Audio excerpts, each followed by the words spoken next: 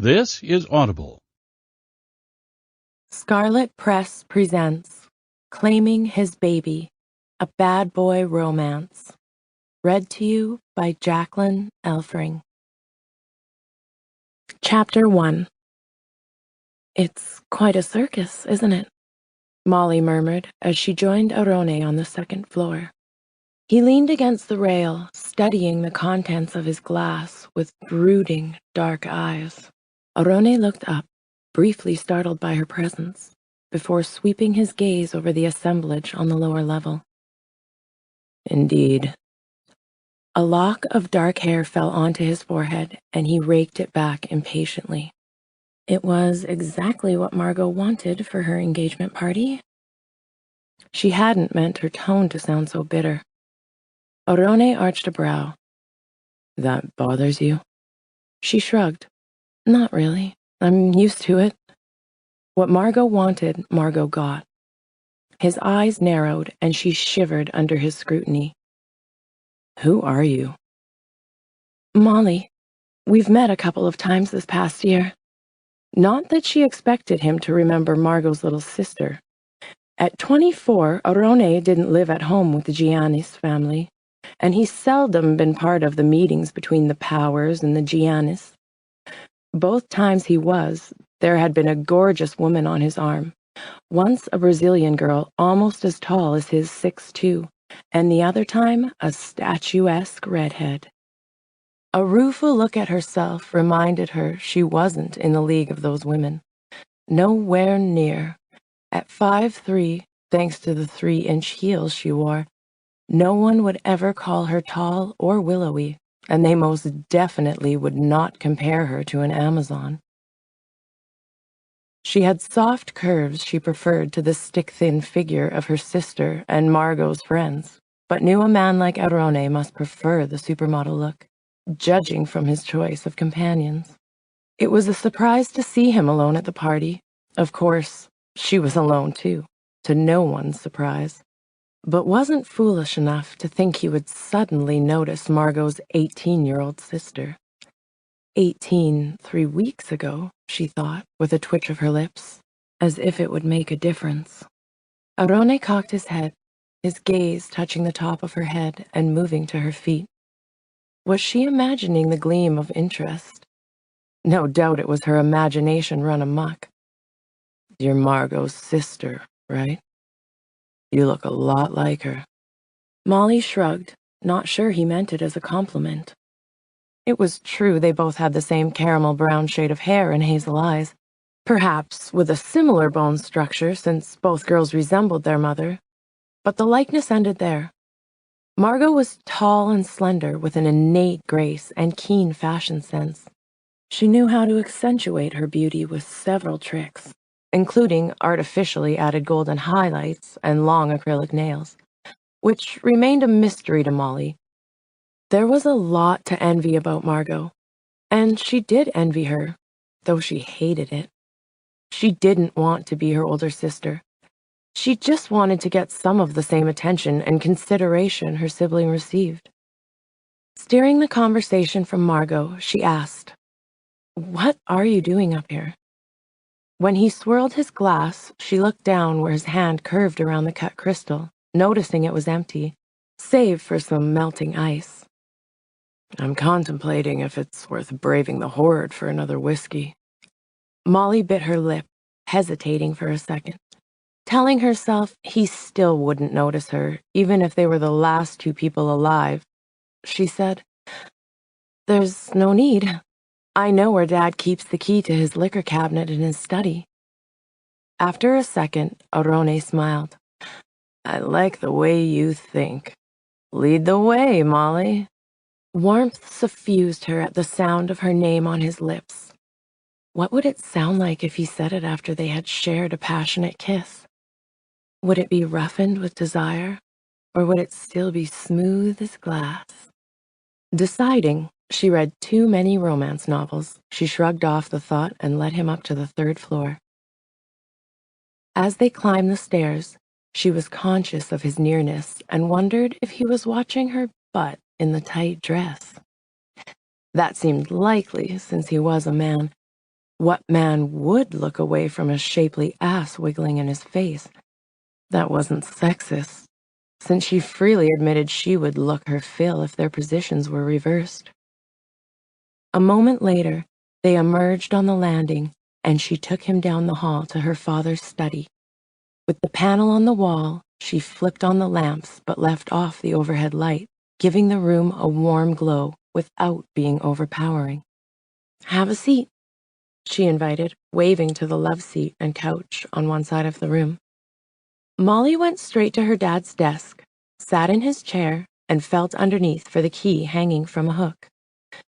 She never figured out if he was trying to keep her and Margot out of it, or if it was to protect his expensive liquor from the staff.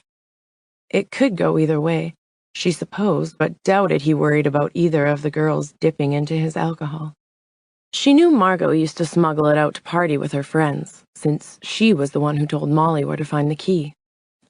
Next, she went to the armoire and opened it, slipping the key inside the lock. With a twist, a section slid out to reveal several bottles of alcohol. "Whiskey?" she asked. "Yeah, thanks." "Do you want ice?" "Sure."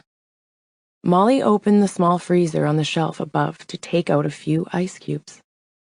Feeling a little daring, she dropped ice into a second glass and splashed whiskey into both. It probably wasn't the best drink to try, since she'd only ever had champagne or a little wine before, but it was a night to forget caution. She took the glasses and sat on the couch beside him, not as close as she would have liked, since she didn't want to freak him out by coming on too strong. It was difficult to gauge how strong was too strong with her limited experience, but she figured climbing on his lap and asking for a kiss would be a bit too forward. Smothering a giggle, she took a sip of the whiskey, managing not to choke or grimace as she swallowed. Definitely not on her top 10 list of favorite drinks, but she could fake a taste for it tonight. He drained the glass in a couple of swallows. Molly watched him stand up and walk to the liquor cabinet, where he extracted the bottle and brought it back to the table. After he topped off his glass, she asked, "Is something wrong?" A harsh laugh escaped him. "No, everything's great." She didn't miss the sarcasm, but didn't pry, since he obviously didn't want to talk about it. "How long do you think the party will go on?" Arone shrugged. "I have no idea. It's interminable, isn't it?" Molly nodded, taking a bigger drink of whiskey, once again fighting the urge to cough. "It's a regular occurrence around here. Someone's always throwing a party for something," she grinned. "I'm hoping we have a few less parties after Margot marries Cristiano and moves out."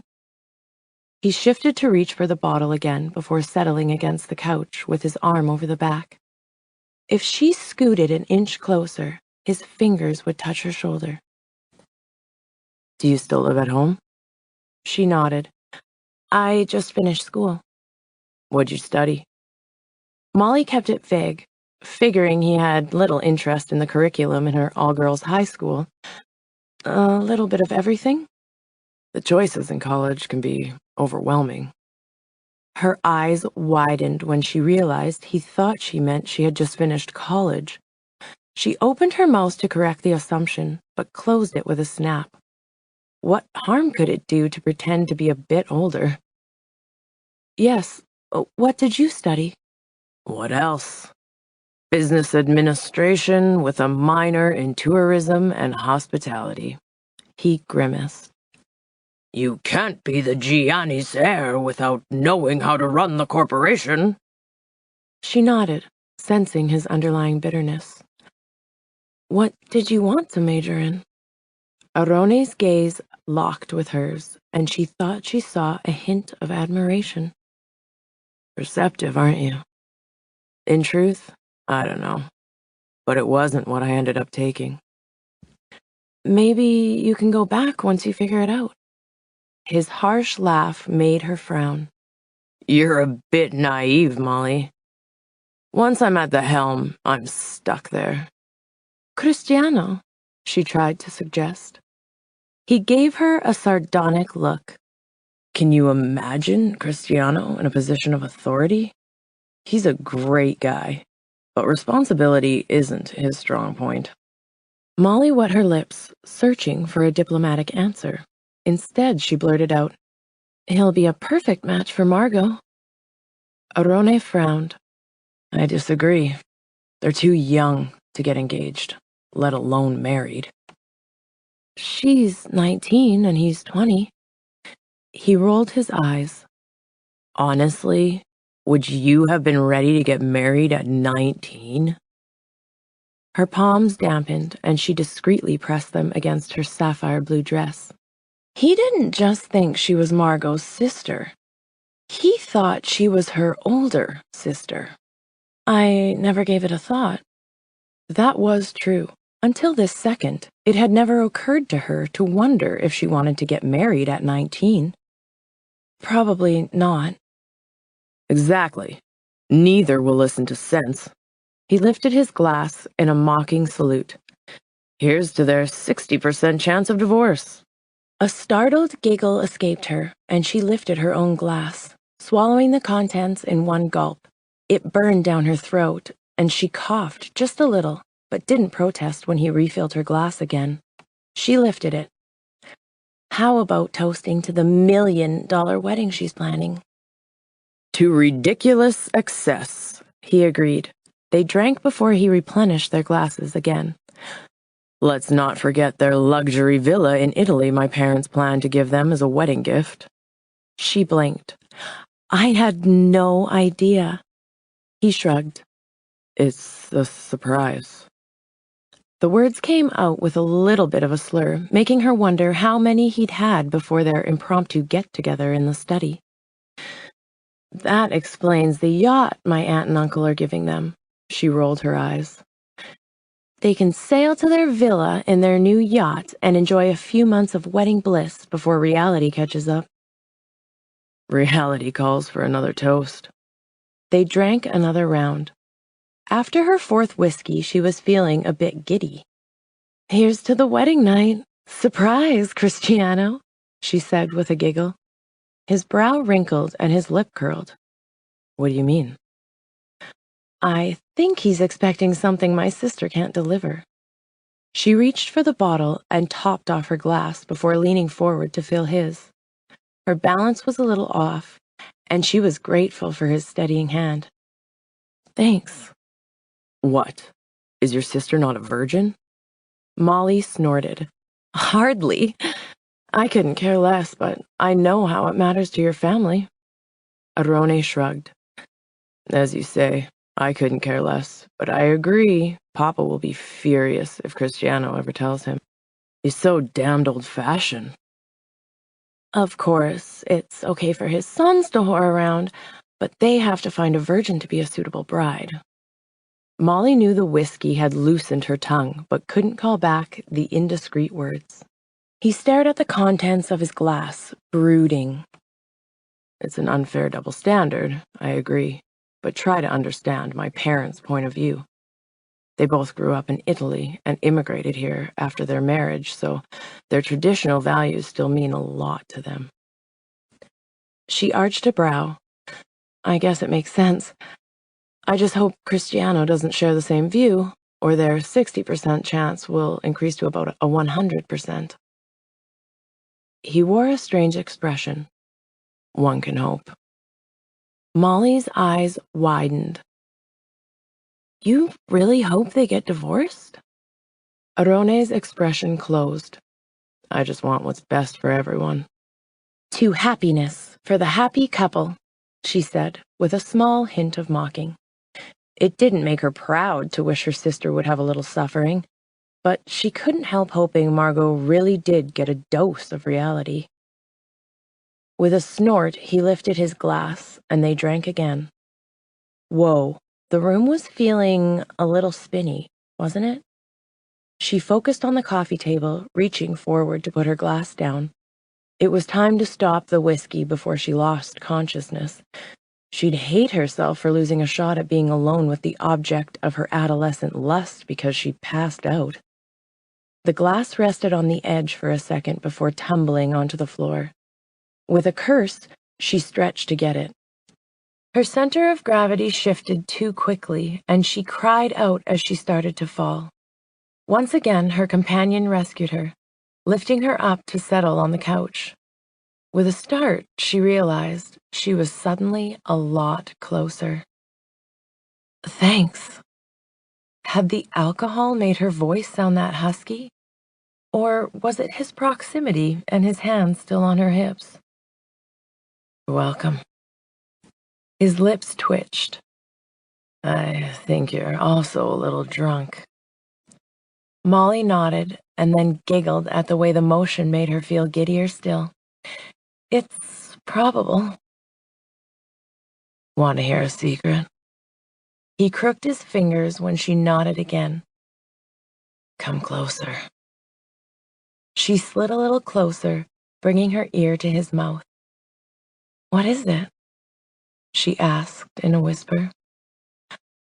I think I'm drunk too. He laughed. I haven't been this toasted since the year I lived in the frat house. Molly giggled. Never. You're so strong and stoic. Arone Giannis, heir to the empire, would never get inebriated. Apparently, he would, under the right circumstances. A shadow passed through his eyes before clearing when he grinned. I'm impressed you can still say inebriated. I can still do a lot of things. Molly blinked, wondering if that sounded as seductive as she thought it had. Like what? His expression was full of challenge. Spurred on by the liquid courage and the yearning for the kiss she'd been rambling about in her journal, she turned to fully face him and leaned forward to press her lips against his. The kiss was rather tame, but it still sent a spark through her. Lifting her head, she met his gaze. You can do better than that. Molly gasped when he cupped the back of her head and pulled her forward for a deep kiss. His lips demanded hers part, and his tongue slipped inside. Within a couple of strokes of his tongue, they'd gone beyond any of her previous experiences. Part of her wanted to object, to end the kiss before things got out of hand. Another part of her wanted to see how far he would go, and the tiny functioning bit left of her brain knew things were a perfectly placed liftoff to the moon, which was a place she wasn't sure if she was ready to go yet. He kissed so well that she couldn't help responding. Determined to be a fast learner, soon they would be devouring each other, and she gasped when he cupped her breast. Thumbing the nipple, her mind thought about stopping him even as she arched her back to allow freer access. Arone reached behind her to unzip her dress, and it sagged around her arms. With efficient precision, he slipped off the straps before touching her through the bra. Molly moaned as he cupped both of her breasts and stroked the nipples. He swallowed the sound by deepening the kiss as he moved his hands to take off the strapless bra, tossing it with reckless abandon. This was all happening so fast. Molly froze at the first touch of his hands on her bare mounds. She knew she should stop him. She knew she should get up, apologize, and leave the room. But the feel of his skin on hers, of his lips and his touch. She cried out when Arone lifted her higher, breaking the kiss as he slid low to take one nipple in his mouth. Sensations coursed through her like nothing she'd ever felt, and she surrendered to them, letting the tide sweep her away as he explored her body. She soared to incredible highs, and she needed more. At some point, she started touching him too. Shy at first, but growing bolder with his encouraging responses. She touched his manhood gently, curious and a little alarmed by the size. It responded to her touch, swelling under her fingers. The realization that he was planning to put it inside her made her shudder, but not entirely with fear. It was a terrible idea to take Arone for her first lover. She knew that. He was her soon-to-be brother-in-law. He was 6 years older than her, and he thought she was out of college. If he learned the truth, he would be angry. Knowing she had to stop this, Molly put her hands on his face to urge him to look up. Before she could tell him her thoughts, his mouth parted, and she gave in to temptation by kissing him again. She cried out with pleasure when his tongue caressed hers. While his hands moved between them, his palm rested at her thighs, sending a heat wave up to her pussy. His fingers traced up and up until Molly's brain screamed to focus. His lips or his finger, which was more alluring? Her breaths became staccato as he delved beneath the hem of her dress, pushing it higher up her thigh. It suddenly became very hard to focus on those lips as he didn't stop his ascent, rising ever closer to her pussy. The smooth skin of her inner burned as he sent a feather-light touch over the lace of her panties. He groaned an appreciative grunt into her mouth as he fingered over the fabric. Molly's thighs tightened and her pussy contracted. Independent of her brain, her hips worked in anticipation. He teased at her from over the silk, and Molly felt the wetness gather from within. Her heart sent scattering beats as he pushed at her panties, nudging aside the fabric and pushing his hand underneath. Arone slipped inside her slick flesh to stroke her clitoris, making her muffle a scream at the unexpected onslaught of sensation. His mouth silenced her cries as he massaged her, bringing her to climax with just a few expert strokes. It was her first with a man, and she trembled under the force. Tears blurred her vision, and she blinked them away, not at all sad, just overwhelmed. Molly didn't protest when he shifted her onto his lap. She was already halfway to the moon. Knowing she should stop wasn't motivation enough. Caught in the grip of feelings she'd never experienced with the man she'd found attractive since meeting, she didn't try to pretend, even to herself. She didn't want him to take her virginity. With her already straddling him, Arone unzipped and lifted his rear to push at his pants. Molly lifted with him, only able to watch as he unsheathed his massive cock. His pants down at his knees, Molly lowered to his thighs and mustered the courage to wrap her fist around his shaft. He was hard. His breathing became more quickly as she experimented with her first ever stroke. Arone pulled her in, kissing her hard as she tightened her grip and pulled on his erection. His ass lifted and fell, his hips working to aid in building the tempo and setting the pace of her strokes. Arone used both hands to cup her breasts and pull at her tits, his tongue diving in. Soon enough, Molly met his pace, rocking her hips against his and feeling the fire kindle. He pushed her away, going in once more to suck on her nipple, rolling it between his lips. A surge of electricity rocketed through her core, and Molly lifted to her shins to put her breasts on level with his lips. Arone pulled her tight to his chest with one hand and used the other to do something that sent a high-pitched moan from her lips. Molly could feel how the wetness from her pussy wetted the tip of his erection. Arone swept the head of his cock between her folds in slow, glorious strokes. This was the moment. Flee or beg for more.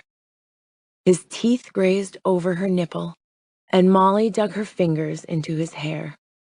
The rocking of his hips never stopped, and she still moved with him. Arone eased inside her, and she whimpered. She was wet, and he didn't seem to notice the temporary resistance as he eased in. Molly held her breath, the stretching and his sighs coming together to force erotic sensations to every nerve. He pulled her down until she sat in his lap again, his cock fully seated. Arone went for her neck, kissing and biting as he thrust in and out of her. She wanted to move, to ride him, to take him and kiss him, but all she could do was moan for him and squeeze. Arone bit harder, her neck muting his cursing and growls. He picked up the pace, his lips traced from one side to the other, around her jaw and down to her breasts. His hips rose into her faster, stroking her sensitive walls and making her mind haze over with bliss. His growls became more animalistic the faster he thrust. His fingers ventured back below her dress and reawakened all the sensations from her clit when he stroked her as they thrust together. It was completely different to orgasm with him inside her than it had been when he was stimulating her from the outside. She tightened her thighs around his, tilted back her head, and bit hard on her lip to keep from shouting with satisfaction. A moment later, Arone thrust inside her once more, burying his shaft deep inside and giving in to his own release. He continued to hold her, staying inside her for a few more minutes before turning them sideways on the couch. She nuzzled against him, her mouth near his neck, and their legs tangled together. He brushed a kiss across the side of her head. That was what I needed. God. Noticing the slight chill for the first time since they'd come into the room, she shivered. A small voice tried to prod her to get up and go to her room. There was a good reason, but she couldn't remember it as her eyelids closed. Before they drifted off to sleep, she was aware of him pulling the Afghan on the couch down to cover them.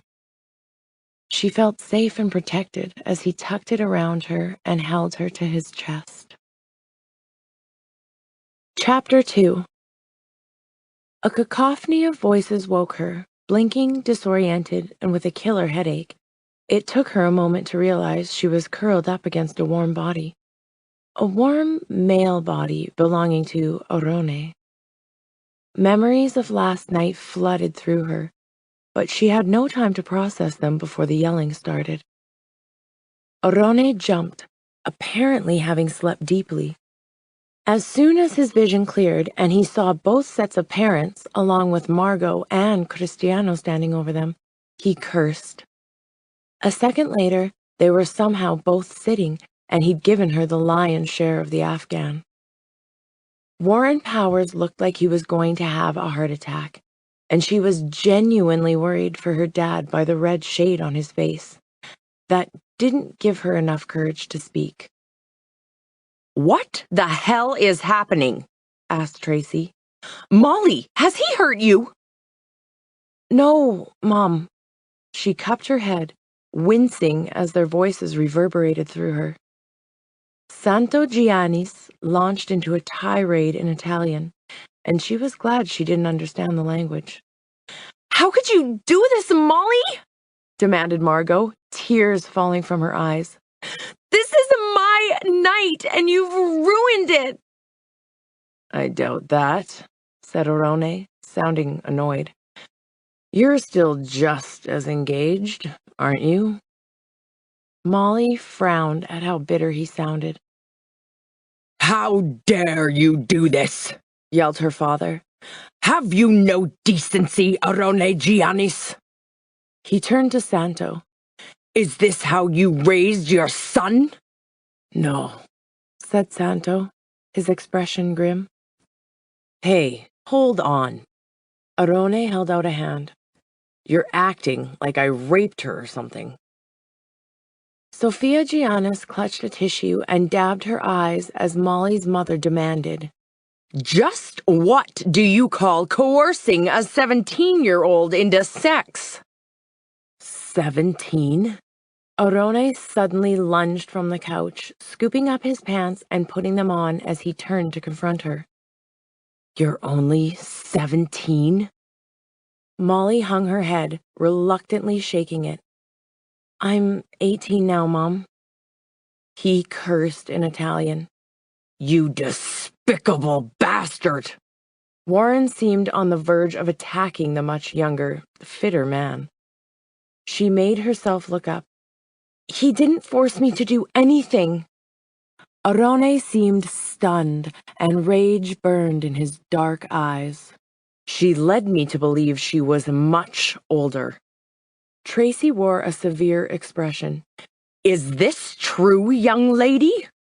Trembling with fear, she made herself say, Yes, I mentioned having finished school, and he assumed college. I didn't correct his assumption. He cursed again. I had no idea she was so young. His gaze felt like it scorched her. I have no time to play games with silly little girls.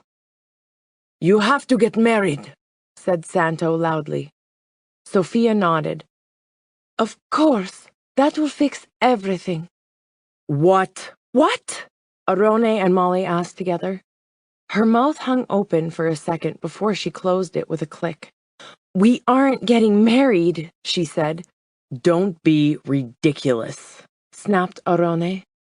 Santo's anger matched his son's, and he seemed almost the same height as his taller boy when he stiffened his spine. You will do the honorable thing, or I will disinherit you.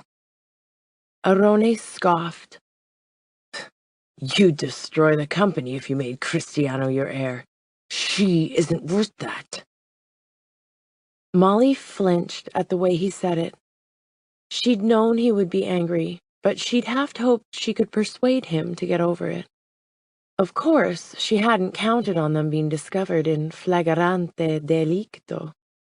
Her vague plan had assumed they would be alone when he found out. The random thought that she'd remembered a little of the Latin she'd taken in high school flashed through her hungover brain. You can put no price on honor, said Santo. After a second, he said through clenched teeth, Fine, disinherit me. I don't care. You're gonna marry her, or I will call the police. It won't matter that she consented. She's barely legal. She's still a dependent. I will pull every string possible to put you in jail. Warren's unexpected contribution made Molly gasp. Dad, you can't do that. Not another word. He vibrated with an anger she had never seen. I'm not marrying him, she said again. You're acting like this is Victorian England. We did nothing wrong. Wrong, Cara, said Arone coldly. You lied, and I foolishly believed you. Tears stung her eyes, and she looked away. It was nothing more than the truth. She had lied by omission to get a kiss from her crush. That it turned into something more was still her burden. This is all my fault. Yes, said Tracy, eyes glittering. You're a slut. Molly gasped at her mother's words. I'm not a slut. I've never even had... She broke off abruptly, realizing her confession of her previously virginal status wouldn't help anything. Porca troia, said Arone, sounding like he was in pain. You were a virgin? He leveled the accusation like it was akin to committing murder. Refusing to answer, she turned her gaze away, meeting Cristiano's by accident. His sympathetic expression threatened her already tenuous hold on her emotions, and she swallowed thickly. You see? Santo pointed at her. She was an innocent. You will marry her. Or go to prison, said Warren, sounding firm. Molly shook her head. Stop this! Orone's expression changed from anger to something else. Defeat? His shoulders slumped. Very well. I see I have no choice. What? He was agreeing with this madness? Molly pulled the Afghan tighter around herself and stood up. Are you crazy? I'm not marrying him. Her father turned his cold gaze on her. If you don't marry Orone, I'll make sure he's imprisoned for dishonoring you. She gasped. You wouldn't, Daddy, please. Well, decide, Molly. Her gaze flickered between Orone and her father before touching on her sullen sister and the irate mothers. Coming full circle, she met Orone's gaze, and the naked contempt shredded her heart. Tears streaked down her face. She couldn't let her dad put him in jail, clearly a plan Santo agreed with. But how could she force him to marry her? She didn't want to marry anyone, even him. Completely expressionless, Orone said, Given the choice, you are preferable to prison, cara. The endearment was cold and sarcastic. Barely. Her shoulders slumped, and she somehow managed to say, Okay, through trembling lips. Could this really be happening? It was, and it did. Apparently deciding not to give either of them a chance to change their minds, both sets of parents made it their task to organize a wedding as soon as possible. Somehow, it all came together within 4 days.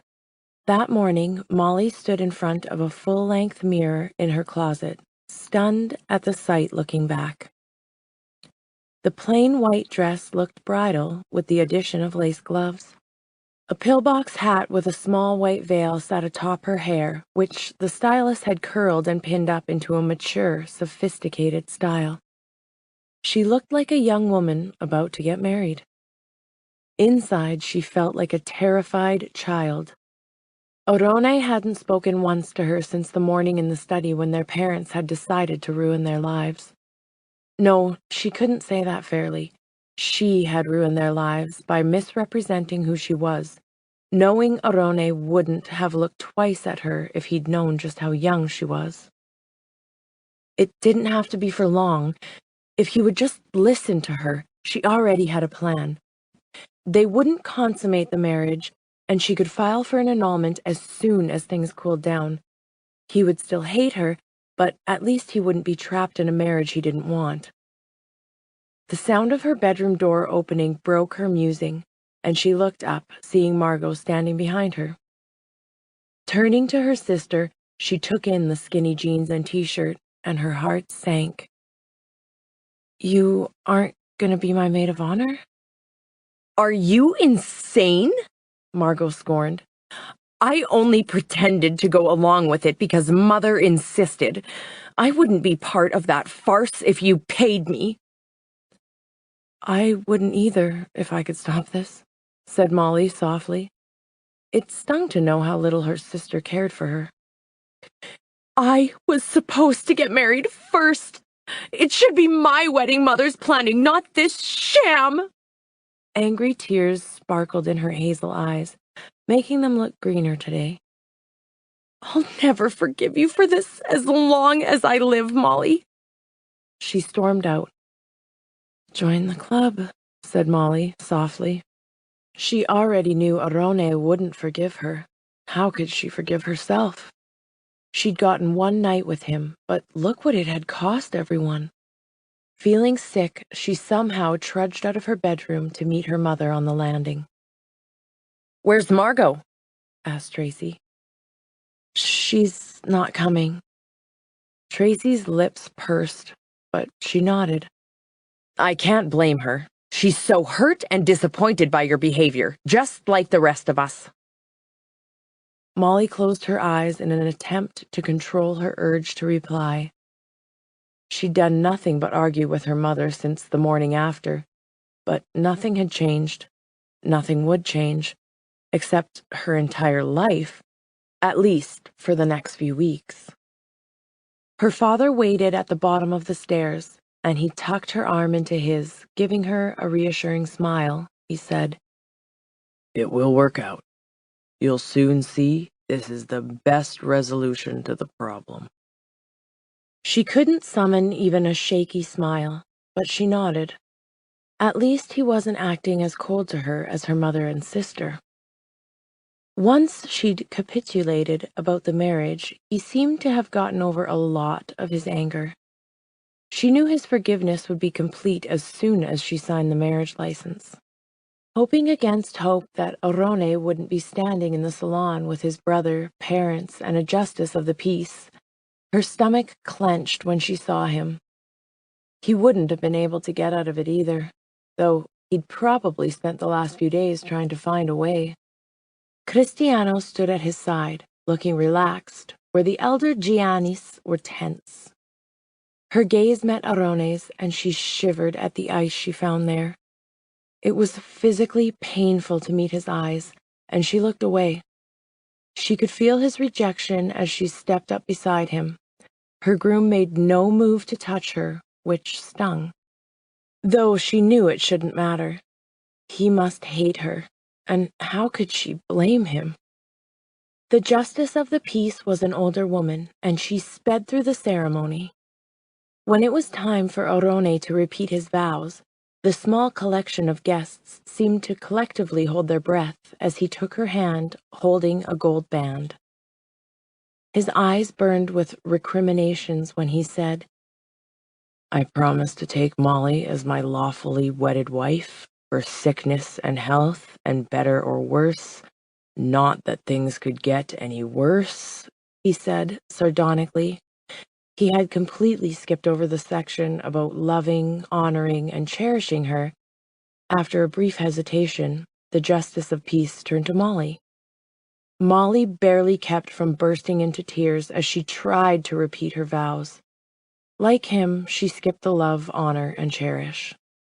When the celebrant indicated they should kiss, his lips barely touched her cheek before he stepped back. They followed her over to sign the marriage license, and he stalked out of the room as soon as it was done, even before their fathers had a chance to sign as the witnesses. Torn, Molly finally went after him, needing to tell him her plan for the annulment. He went straight to the guest room her father had insisted he used the past 4 days, apparently to keep him from fleeing. The door slammed behind him, and she opened it without knocking. "I need to talk to you." "Get out." Ignoring him, she closed the door. "I have an idea how to fix this." Orone turned on her, striding forward to grab her upper arms. He shook her slightly. "Fix this? You can never fix this, Molly. My parents have no respect for me. I have no respect for myself. I let a pale substitute sway me." She frowned in confusion. "I don't understand." When he didn't elaborate, she said, "This will all cool down in a couple of weeks. We'll file for an annulment, and that will be the end of this." Orone scowled. "Are you really that naive? My father has already made it clear I will be out of the family if I divorce you in the near future." A hard laugh escaped him. "I had to promise to stay married to you for at least 2 years to give our marriage a fair chance." He raked her with his contemptuous gaze. "As if there's a chance in hell I'll stay married to you even a day longer than I must." She reeled back, cowering from his anger and the knowledge they had to stay married 2 years or he would be disowned. Molly assumed it went deeper than running a company he didn't want to head. They had seemed like a close family, and she had seriously undermined their connection. She couldn't make him lose his family entirely. Okay, so we'll file for the annulment in 2 years. A smile crossed his lips, but did nothing to warm his frigid eyes. There's a problem with that, Kara.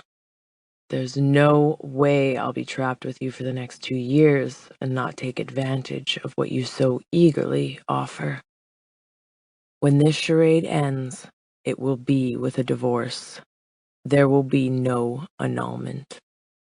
His implication penetrated her confusion, and she shook her head. That will just make things worse. We can't. We can. His hands loosened on her arms, but only to find her zipper to pull it down. The wedding dress slid to the floor, leaving her in a white slip and panties. With the dress being so long, she hadn't bothered with pantyhose. I don't want to. Liar. He cupped her breast, immediately provoking a response and leaving the mound heavy and full-feeling. You're dying for it. Since you went to such trouble to get it, not caring about the consequences, I'm going to give it to you.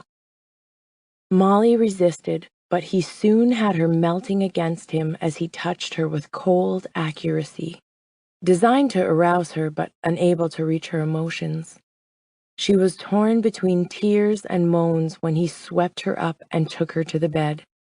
It was wrong. It felt wrong on every level but physical when he pulled off his wedding suit and joined her on the bed. She wanted to turn away, to reject him, but her body was pliant when he moved over her, surging inside her heat with one hard thrust. He brought her to an orgasm before letting himself find release. As the pleasure swept through her, relaxing her tension for just a moment, he leaned closer. She thought he was going to kiss her, since he hadn't at all, other than that peck at the ceremony. Instead, Arone got near her face, staring deep into her eyes. Just my luck to end up with the wrong sister. Molly's eyes widened. What? She whispered. I wanted Margot. She loves Cristiano, and I would never come between them. He sneered. Unlike you, I have some decency. When I saw you, I thought the resemblance to Margot might be enough, but it isn't. You are a severe disappointment. Her mouth quivered, but she bit down hard on her tongue to keep from bursting into tears. You don't mean that. I do. Abruptly, he rolled off her and stood up. Feeling numb but lacerated at the same time, she watched him dress in casual clothes. Her stomach tightened when he started shoving items into the suitcase his brother brought him a few days ago. What are you doing? Was he planning to move into her room? Was he taking her to his home? I'm leaving. I agreed to 2 years, but I never promised I would stay with you physically. I've arranged to take over the management of our hotel groups in Brazil. His cool expression betrayed nothing. You won't lay eyes on me ever again, with luck. In 2 years, I'll file for divorce, and I can forget this whole nightmare and what you turned me into. Molly wet her lips. What did I turn you into? A creep who fucks young girls. She flinched at the expletive. You don't have to do this. You can stay here in the city without living with me. He shrugged. I probably could, but it will be easier this way. Besides, I need to get over my infatuation with your sister. Without another word, he finished packing and left the room. Molly stayed on the bed for a while longer, trying to staunch the flow of tears so she could make it to her room. When she walked into her bedroom, she closed the door and sagged when she saw Margot sitting in a chair. Please, just leave. I can't go through more emotional scenes today. Without waiting for a reply, she reached for a robe and slipped it on over the slip. Her panties and the wedding dress had remained in a heap on the floor beside his discarded suit in the guest room. She never wanted to see it or him again. As she sat on the bed, she was surprised when Margot sat down beside her. "Please don't. I'm sorry I ruined your party and your wedding. I didn't mean to.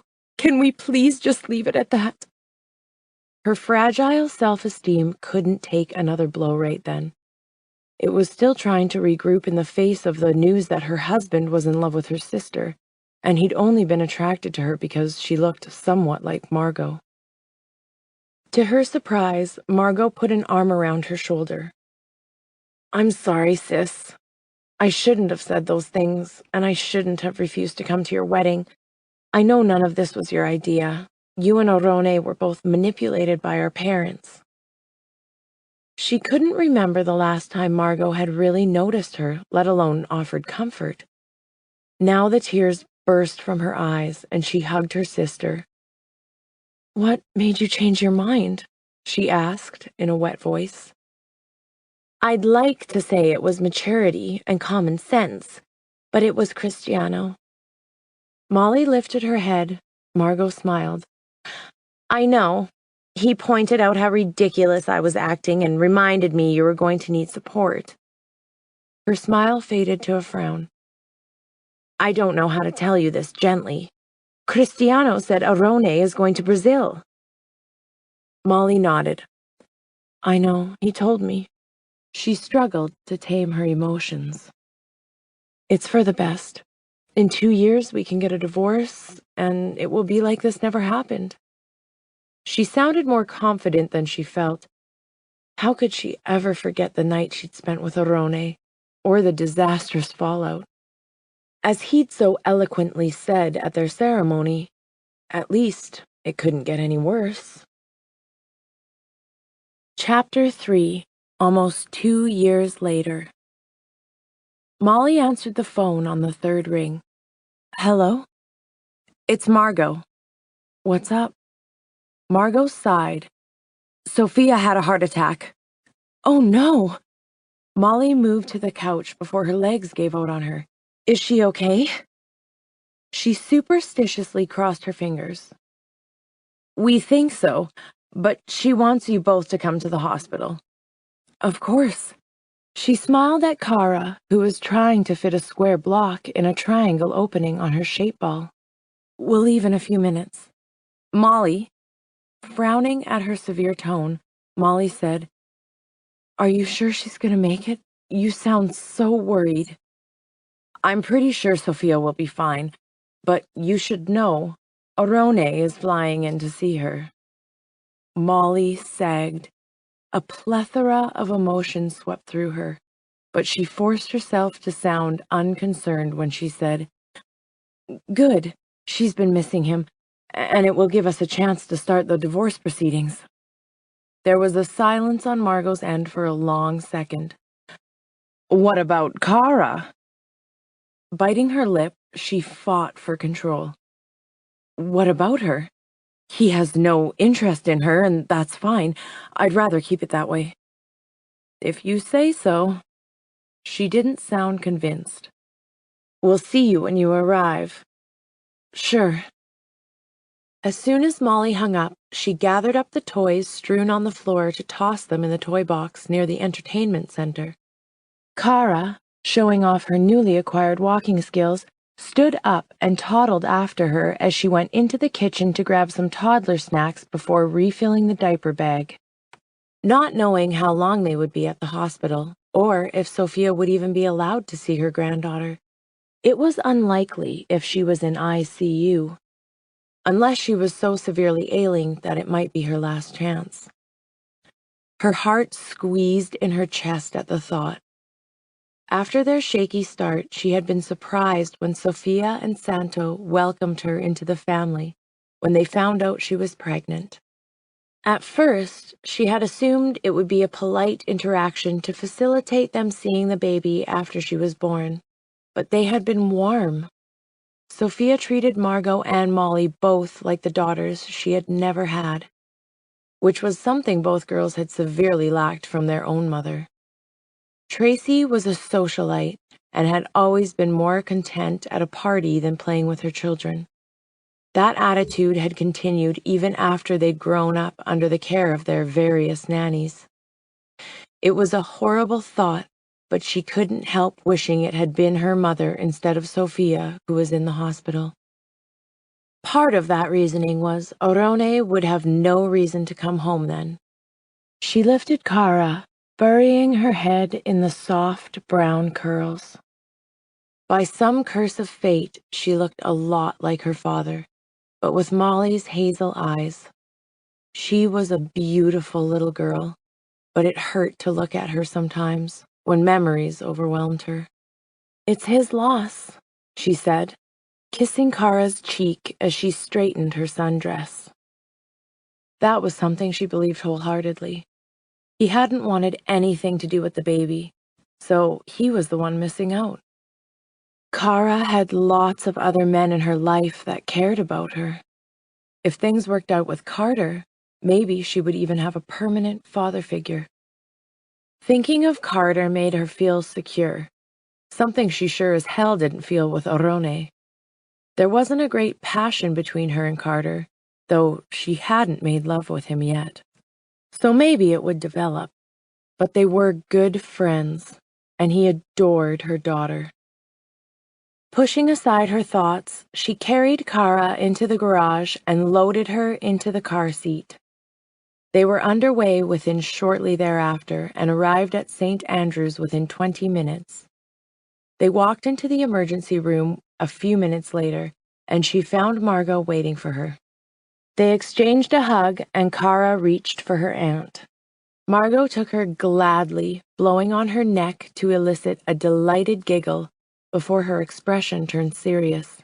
"They've put Sophia in a room in the cardiac wing, but she's not in intensive care or anything." Relief swept through her. Thank goodness. She followed Margot through the hospital to the elevator. They disembarked a few minutes later and walked down the hall to Sophia's room. She wondered about them allowing this many visitors, but figured a little name-dropping had led the medical staff to overlook standard rules for the Giannis family. To her surprise, Sophia was sitting up, looking pale and haggard, but otherwise okay. Molly rushed forward, bending down to press a kiss to her mother-in-law's cheek. "How are you feeling?" "I feel like Santo is standing on my chest," she said with a smile. Being so delicate in comparison to her husband's rounder frame, it would be a painful experience if he had been. "Other than that, I am fine and ready to go home."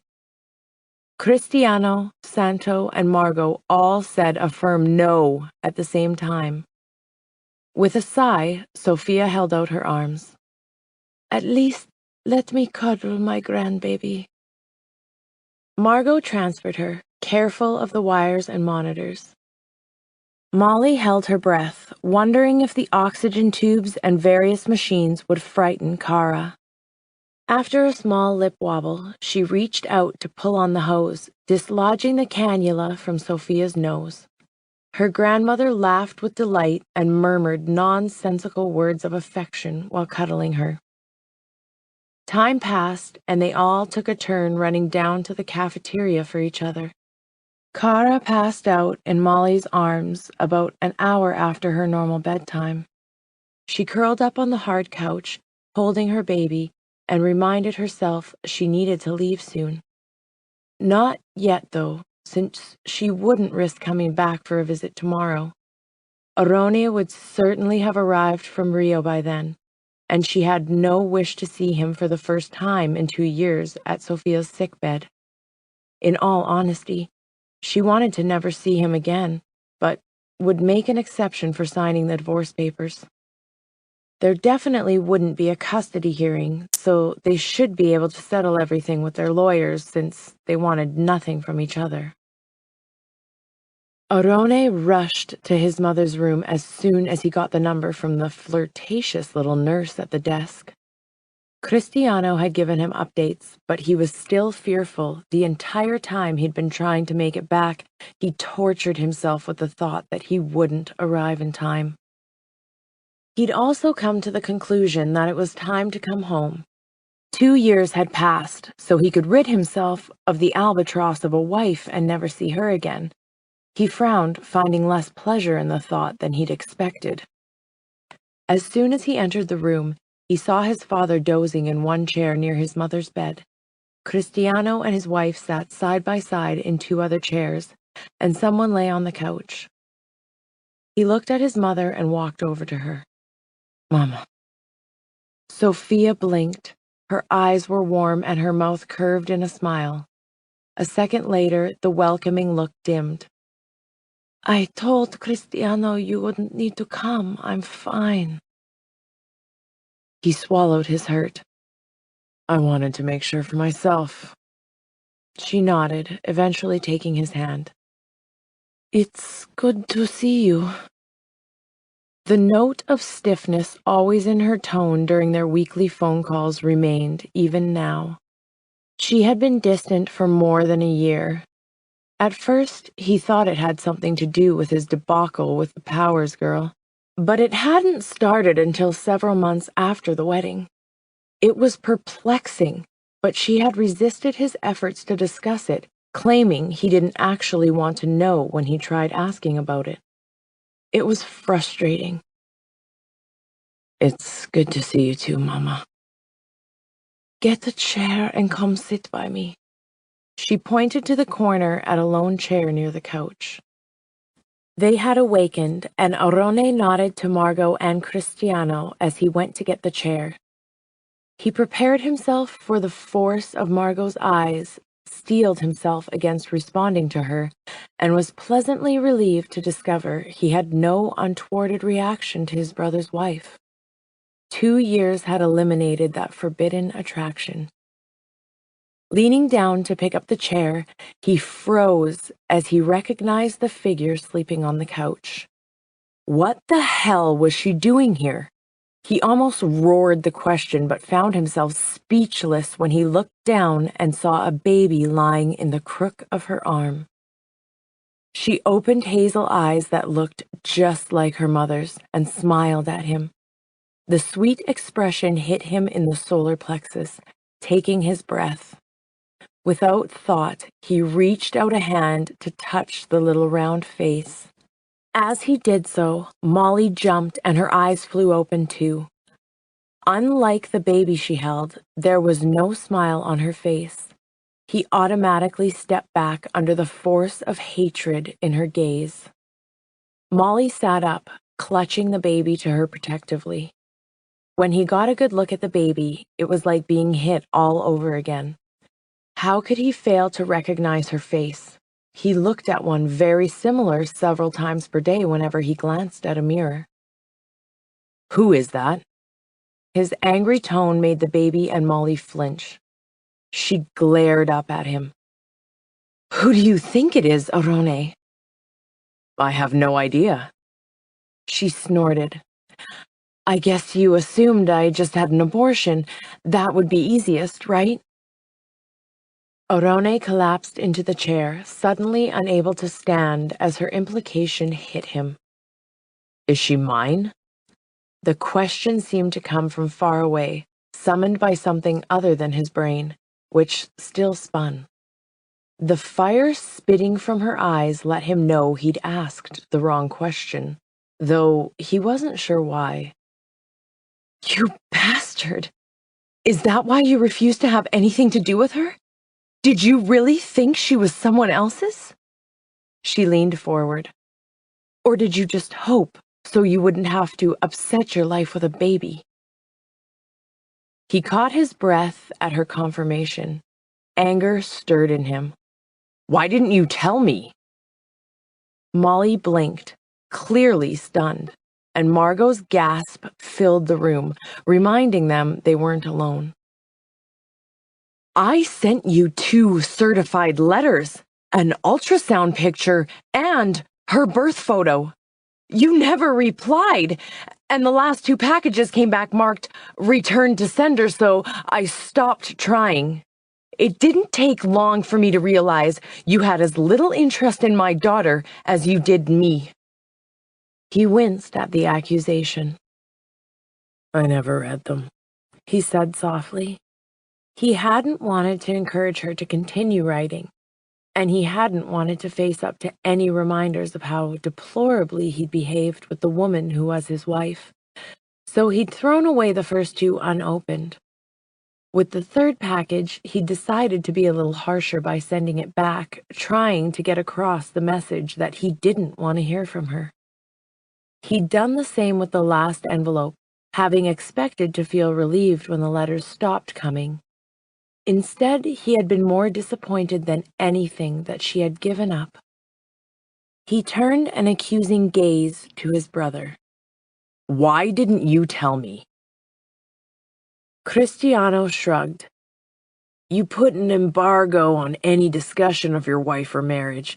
After you hung up on all of us a couple times when we attempted to broach the subject, we no longer tried. He frowned. We didn't realize you were such a coward that you hadn't even read the letters Molly sent.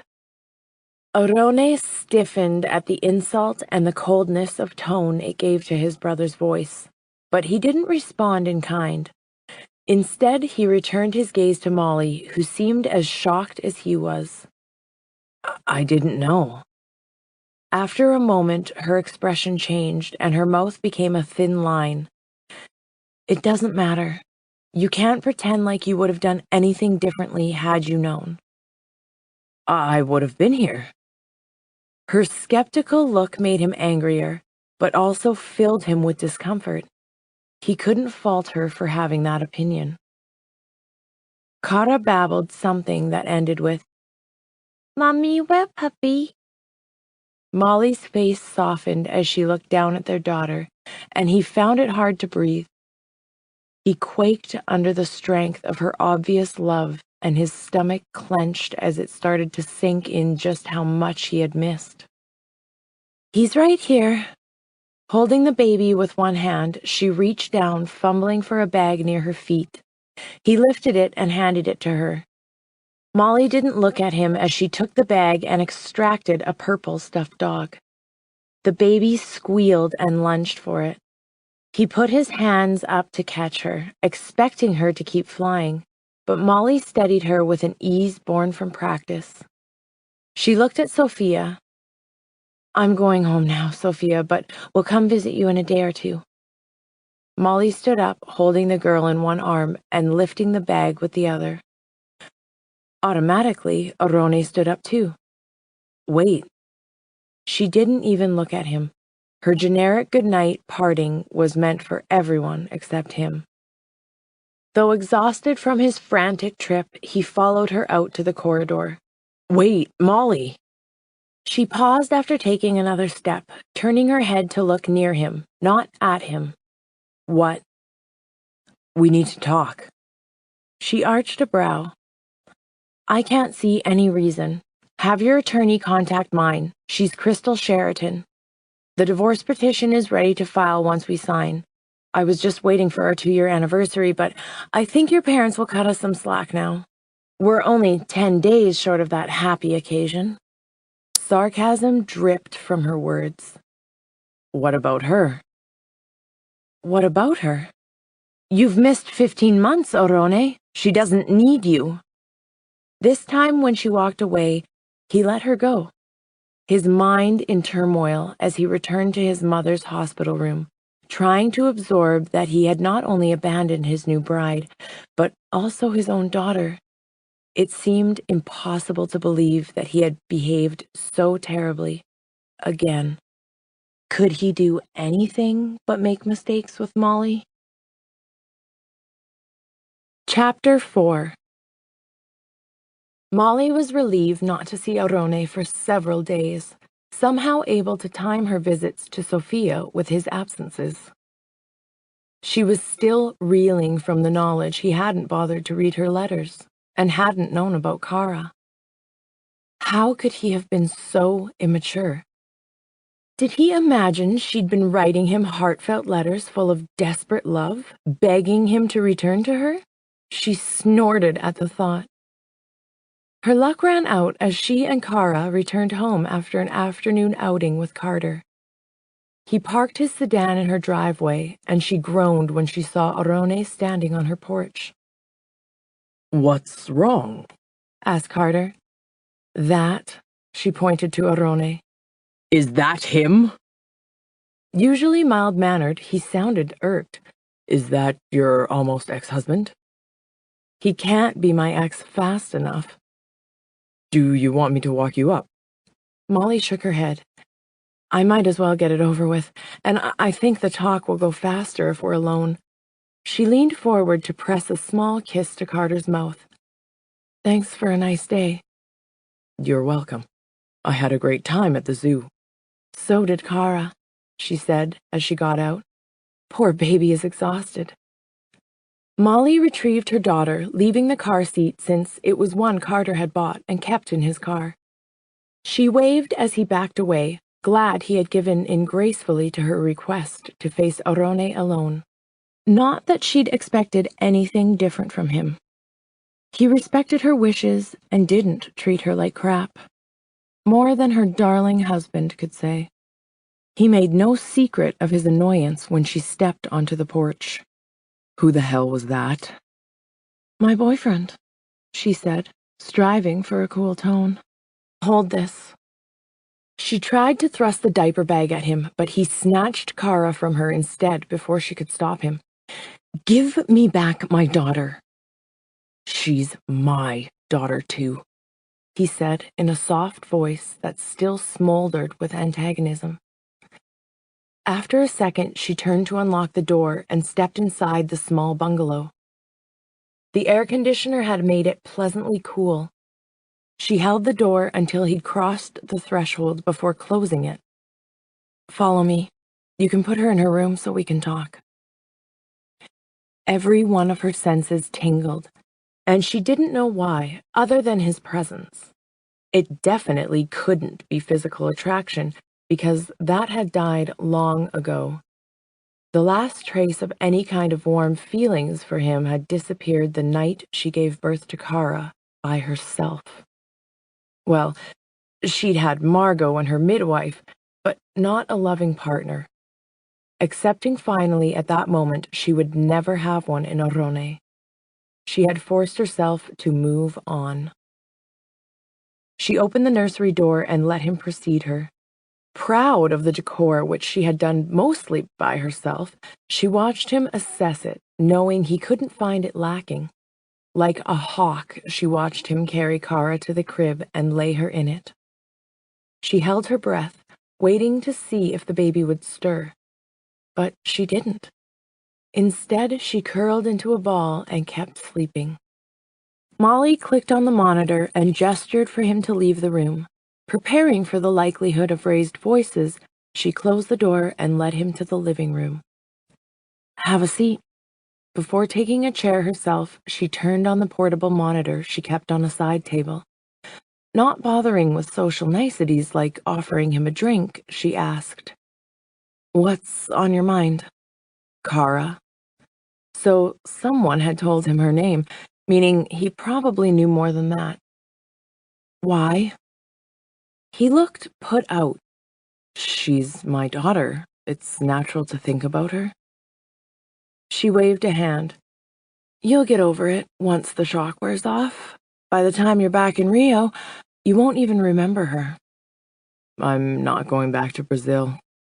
Molly blinked. I see. Why not?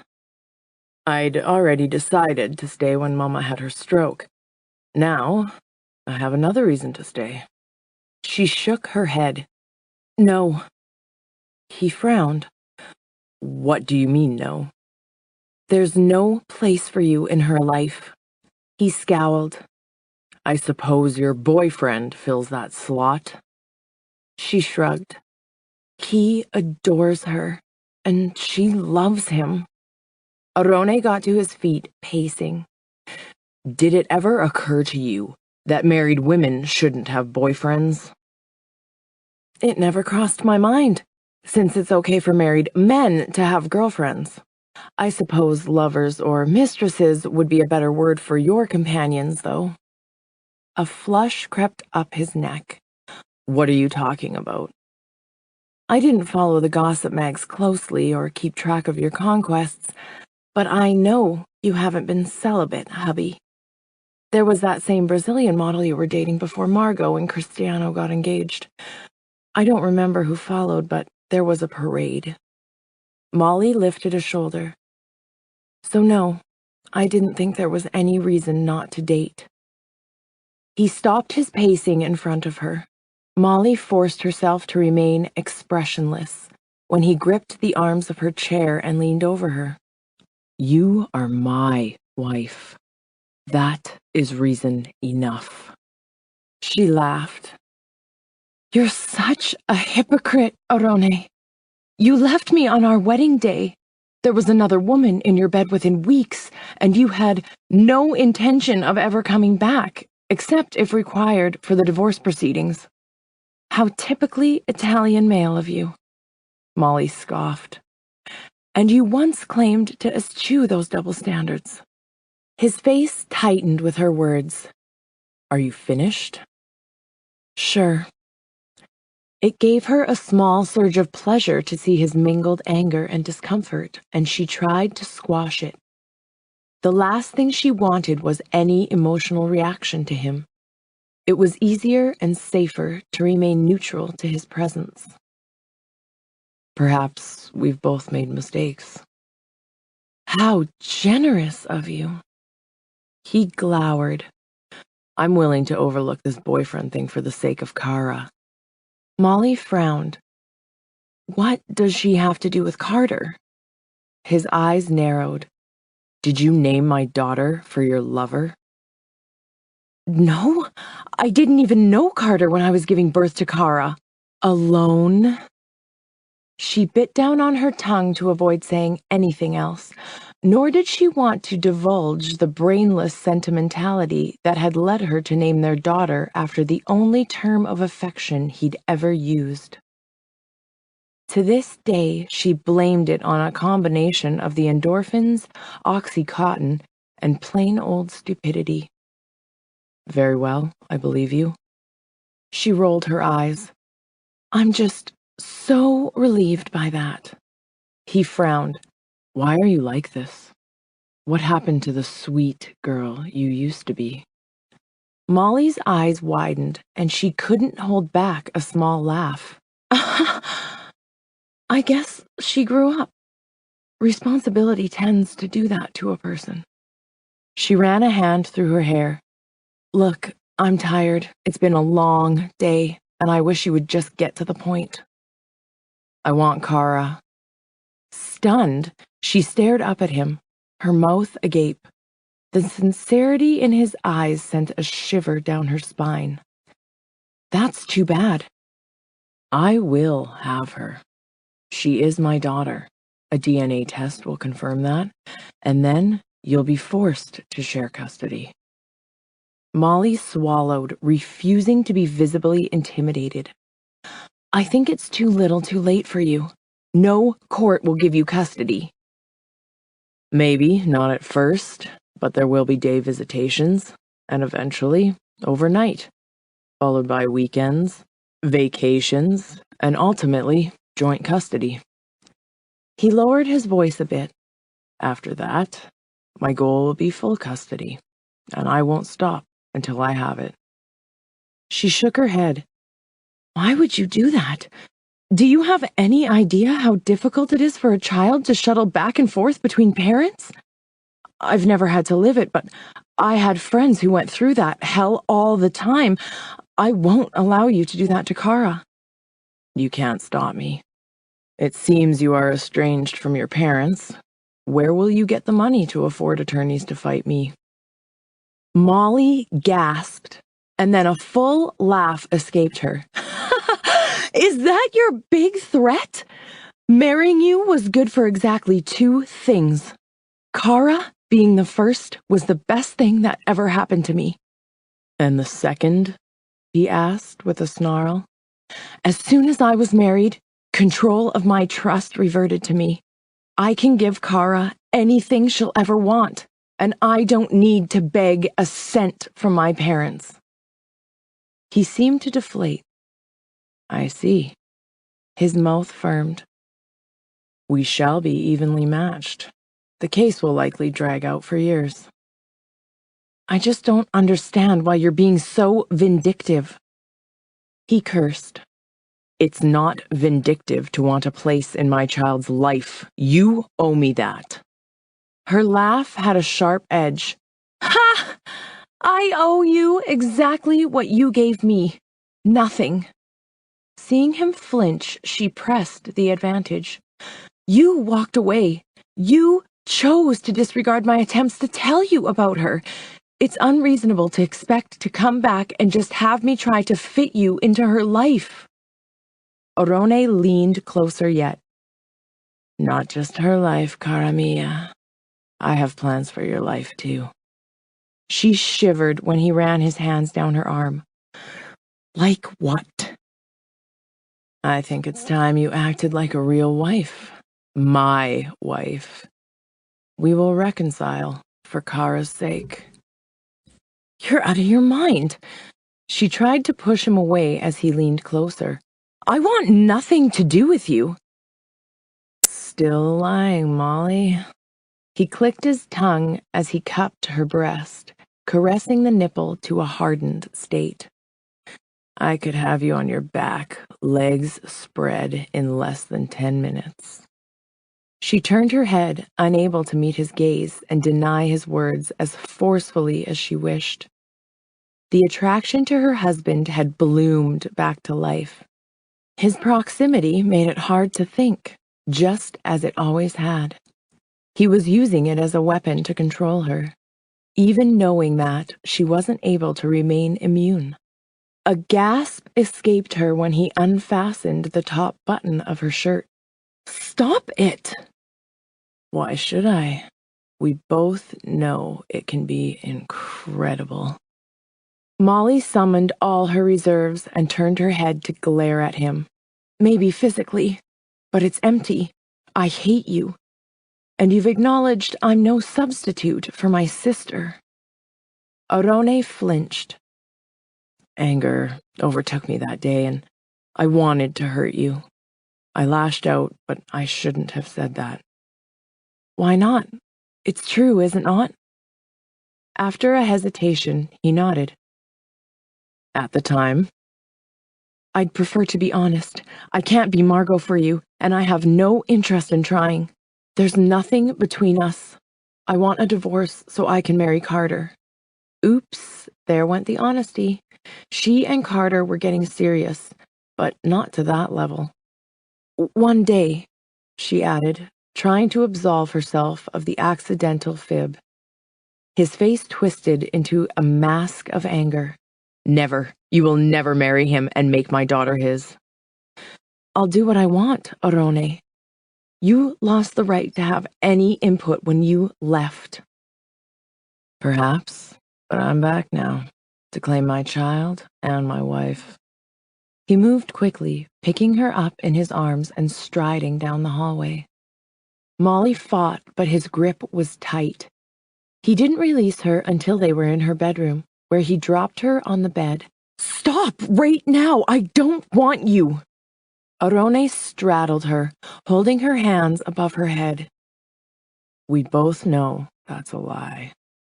You went to such trouble to get me before. Now you can have me." "I don't want you," she repeated through clenched teeth. "You're going to stop lying to me." He lowered his head to nibble on her ear before he whispered, "Or are you just lying to yourself?" Molly moaned when he nudged his leg between her thighs, his knee nestling against her core. "This won't solve anything. I want you out of my house." "That is unfortunate because I want to be inside you, Kara." He continued unbuttoning her shirt with one hand, his weight keeping her pinned to the bed. She glared at him. You're resorting to rape now? He laughed. We both know it won't be. You want it as much as I do. Arone circled her mound with his knee, pressing until she moaned again. Do you imagine it's me when you're with your boyfriend? Don't be disgusting. I wouldn't do that. Unlike you, I haven't had so many lovers that it's impossible to keep track of whom I'm with. She trembled as he pushed her bra up over her breasts, renewing her struggles to free herself. In her heart, she knew she was trying to escape her own reaction more than his touch. Get off me. I think you mean to say, get me off, caro mio, he said with a chuckle. His tone turned smoky. That will be my pleasure, bell'amore. You aren't my dear, and I'm not your beautiful whatever. Wife? I disagree. You are most definitely my beautiful wife. He trailed his forefinger across her breast, pausing to squeeze the nipple lightly. Your breasts are bigger. Did you breastfeed? She nodded, a little lost by the surreal turn in the conversation. I would have liked to see that. Are you still breastfeeding? No, she gasped when he squeezed again. Kara self-weaned at 11 months. Pity. I'll look forward to witnessing it with our next child. Molly's mouth dropped open. You've really lost it. There won't be a second child. We're getting divorced. No. He sounded sublimely confident. We're going to make this marriage work. I don't want to. I don't want anything from you. He shifted his position to straddle her with both legs and press his hard shaft into her soft folds. There is at least one thing you want, and we will build on that. No. She honestly tried to fight him and herself when he unzipped her jeans to stroke her intimately, but it was a losing battle. With the same ruthless precision he had displayed on their wedding day, he brought long, unused nerve endings back to life, making her moan and whimper. At some point, she realized she had released her arms, and she now clutched his shoulders as he pulled off her pants and underwear. This is a really bad idea. But it feels so good. His erection sprang free from his pants when he opened the zipper, and he didn't bother to remove them before sinking inside her. Just like that day 2 years ago, his thighs stretched her tight walls, and the erotic sensation rocketed through her core. You feel good, Molly. You're just as tight as you were then. I thought about this so much. Now who's lying? She wanted to push him away, but he changed his angle enough to hit an especially sensitive spot, making her moan. He bent one of her legs to curve around his back so he could get deeper inside her, making her gasp from the sensation. I would never lie to you. With them joined, it didn't seem like a good time to continue the argument, but she didn't believe he spared her even a thought in the past 2 years. An orgasm swept through her abruptly, and she dug her nails into his skin, a small part of her hoping it hurt. Suddenly, reason returned, and she pushed harder against his chest. Pull out! Eyes glazed with passion, looked down at her with a bit of confusion. What? Don't come inside me. I'm not on birth control, and I don't want another child. She shuddered at the thought, remembering how difficult her pregnancy with Kara had been. A large part of it had been the depression that had overtaken her, but she remembered it as a negative experience, one never to repeat, especially with him. With a curse, he withdrew just in time. She felt the warm spurt against her thigh as he climaxed and was relieved she had remembered. As soon as he slumped forward, she scooted backward, escaping him to hide under the coverlet. "Now that you got what you came for, leave." He looked hurt. "I didn't come for a quick lay, Molly. I want us to get to know each other the way we should have before we got married and had a child." "Don't you care what I want?" He scoffed. "Carter, can he make you come like that?"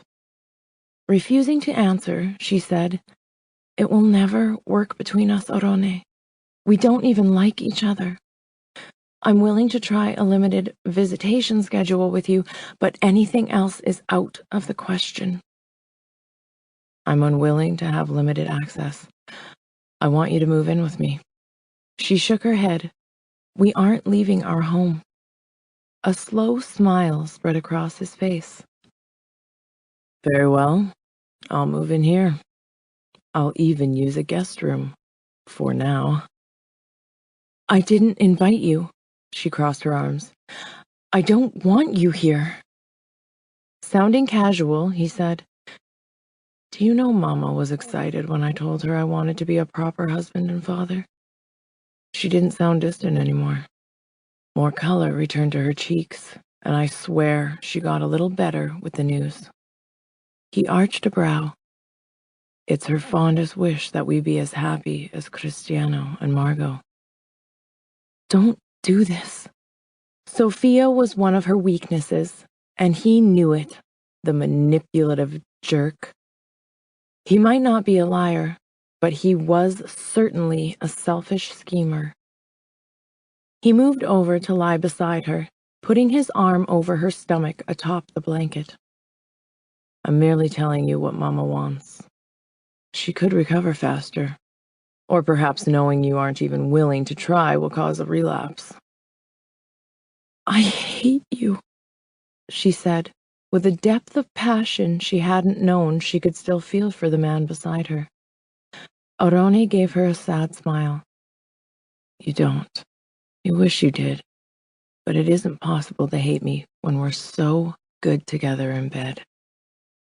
Sighing, she said, "Fine. You can stay with us for a few days until Sophia is better." Through narrowed eyes, she saw the trace of satisfaction in his smug expression. "However, you'll be in the guest room, and this won't happen again." He seemed on the verge of arguing before he shrugged. "I'll sleep in the guest room, but we both know this will happen any time I want it. To avoid accusations of double standards, I will make myself equally available whenever you want me." "Never." With a quick move, he leaned forward to capture her mouth in a possessive kiss. She resisted, keeping her muscles stiff as long as she could.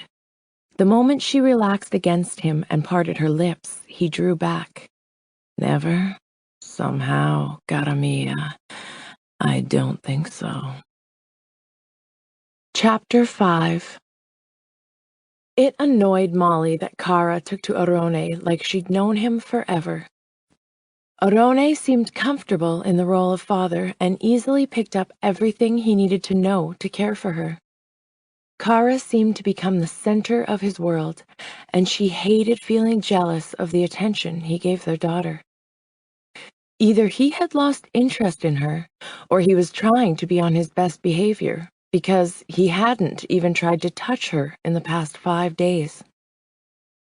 Molly knew it was for the best, but it didn't keep her from being disgruntled. "I just wanted the pleasure of rejecting him." Yeah, right. She knew that was a lie, even as she had the thought. Much as she hated the fact, she still found Orone desirable. That didn't mean she wanted to play happy family with him. It was good for Kara to get to know her father, and perhaps it would have a beneficial effect on him, but the only thing between them should be their daughter. Physical longings led to emotional complications she didn't want to face. Falling in love with her husband was unacceptable. She couldn't trust him to stick around, and what kind of loving relationship could a couple have without trust? Saturday morning she woke early, hearing Kara babbling away. She smothered a yawn and slipped on her robe to pad down the hall to the nursery. As she stepped in the room, she stopped at the sight of Orone sitting in the rocker, Kara on his lap. She was playing with the buttons on his shirt and talking away. Having spent so much time with her, Molly understood a lot of what the toddler said, but she was surprised to realize Orone did too, as he responded appropriately to her comments. Tata! Kara beamed when Orone let out a laugh that sounded like pure happiness. Molly tried to force back the sentimental tug at her emotions, reminding her how she had felt the first time Kara said, "Mommy?" at 8 months old. Her gaze locked with his, and the joy in his eyes made it difficult not to return his grin. "It's pretty amazing, isn't it?" He nodded, hugging the baby closer. "Thank you, Molly." She frowned. "For what?" Orone nodded toward Kara. "For her. You didn't have to have her. At your age, no one would have faulted you for choosing not to." He flushed. "To be honest, I might have suggested the alternative, since it would have been easiest for me." With a grimace, he said, "I can't imagine not knowing her now." Damn it. She blinked at the moisture in her eyes, unable to deny the love in his gaze as he looked at Kara. Their daughter seemed just as enthralled with her father. Her carefully nurtured fantasy of him losing interest and taking off once more disintegrated. If Orone ever left the city again, it was obvious he would still remain in his daughter's life. She hated the idea, didn't she? "I considered it," she said, sounding less emotional than she felt. "It was my mother's solution, of course." She couldn't hide her distaste. Mother confided she'd had an abortion at 16, and it hadn't done her any harm. I think it was the thought of turning into her that scared me away from a termination. Molly walked closer to them. "When I saw her on the ultrasound at 12 weeks, little heart beating away, I couldn't wait to hold her. It was instant love." "I can relate." His expression was one of wonder as Kara took his finger, trying to bring it to her mouth to suck. "No, piccolino. I've felt your teeth before." Most of the softness left his face when he looked up at her, though his eyes remained tender. "Papa called this morning. Mama gets to go home today. She's already insisting we all come for brunch tomorrow." Molly smiled. "That sounds like Sophia. Who can tell her no?" "It takes a braver man than me," he said with a wink. Sophia looked much better the next morning when they sat down at the table for brunch. Molly couldn't help wondering if Orone had been right about their supposed reconciliation, hastening her recovery. Feeling the burden of maintaining the charade that they were considering reconciling gave her an instant headache. To her surprise, Orone insisted on feeding Kara as they sat down to brunch.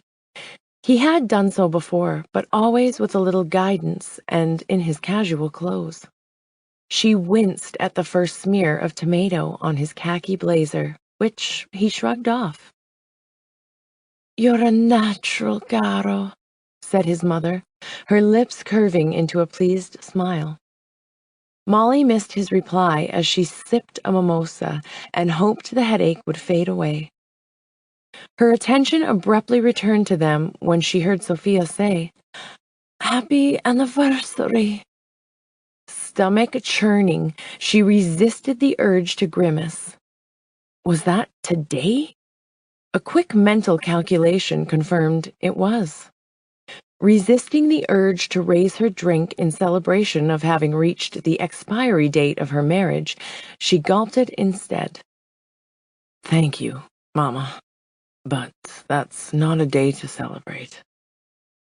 His logical answer surprised Molly, and she frowned at the dart of ire that pierced her. It was true nothing good, except Kara, had come from their union, but it was still insulting to hear him say it so bluntly. Santo frowned. That is no way to talk when you are reconciling. Orone shook his head. Don't misunderstand, please. I very much want Molly and Kara in my life. I'm simply being realistic. The ceremony was a farce. She deserved better. Once we have a new ceremony, we'll celebrate that date. Molly dropped her glass against the table harder than she'd intended, making all eyes turn to her. There won't be another ceremony, Orone. I want you to have the wedding you deserve. Through gritted teeth, she said, It's unnecessary. The idea is thoughtful, but I'm not interested in revisiting our... A quick glance at Sophia revealed that the woman had lost some of the color in her cheeks, leading her to amend her statement. Revisiting a marriage ceremony. The wedding isn't what matters, it's what comes after it. With a heated glare, she silently dared him to dispute that. That's the important part. His lips were thin when he gave her a tight nod. If that is your wish, we'll skip the formality of another wedding. Believe me, another wedding is the last thing I want. With a lingering glance at him, she added, almost the last thing. An awkward silence fell before Santo cleared his throat. Nevertheless, your mother and I wanted to mark the occasion, to celebrate your renewed efforts at matrimony. Sophia nodded, cheeks flushed with pleasure. Molly forced a polite smile. That's so sweet of you. She would accept whatever gift they'd selected and give it to Orone later. He could keep it or dispose of it, she didn't care. We're giving you time. Molly frowned at her sister, somehow unsurprised to find she was in on it. What? We have arranged for you two to spend the week at our villa on Saint Sophia, said Santo. Feeling lost and a little panicked, she asked, Where is that? It's our family island, said Cristiano. Papa gave it to Mama for a wedding present and christened it with her name. It's lovely, said Sophia, eyes misting. We spent our honeymoon there.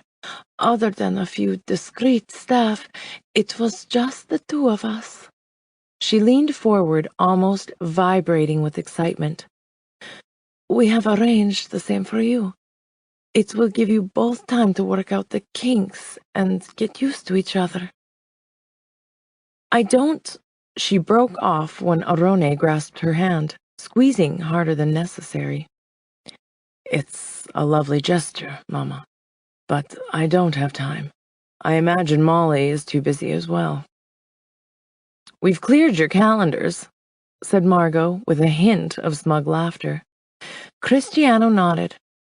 I've arranged to take care of things in Rio for a few days. While I'm there, I'll be interviewing candidates to take over your old position. When you return from your honeymoon, we'll figure out what role you want to take on.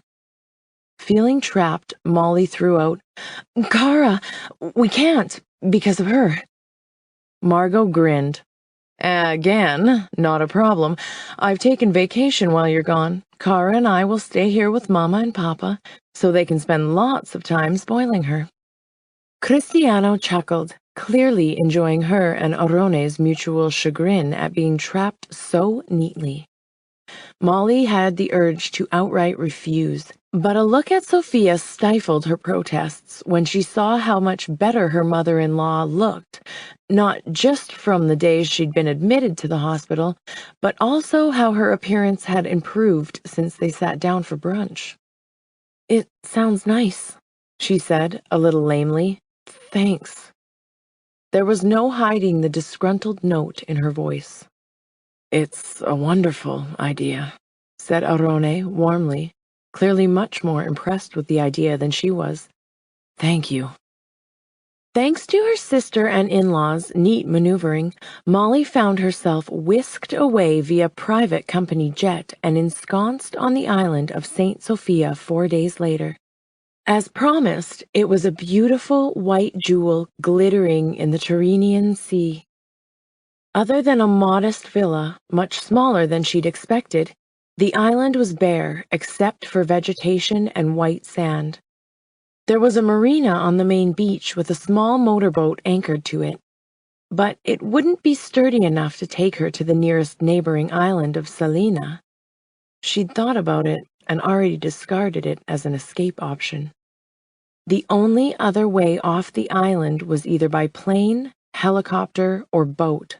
Orone must have had the codes used to access the communications system so he could call for the yacht or air transport, but he had made no move to do so. It was their second night in captivity, and she was already stir-crazy. Her plan had been to hide out in her room, read the books she hadn't had time to, enjoy a chance to relax without a toddler underfoot, and avoid him like the plague. The small villa was truly a honeymooner's delight. The cozy confines had elegant touches, but was small enough to be intimate and feel like an escape from the world.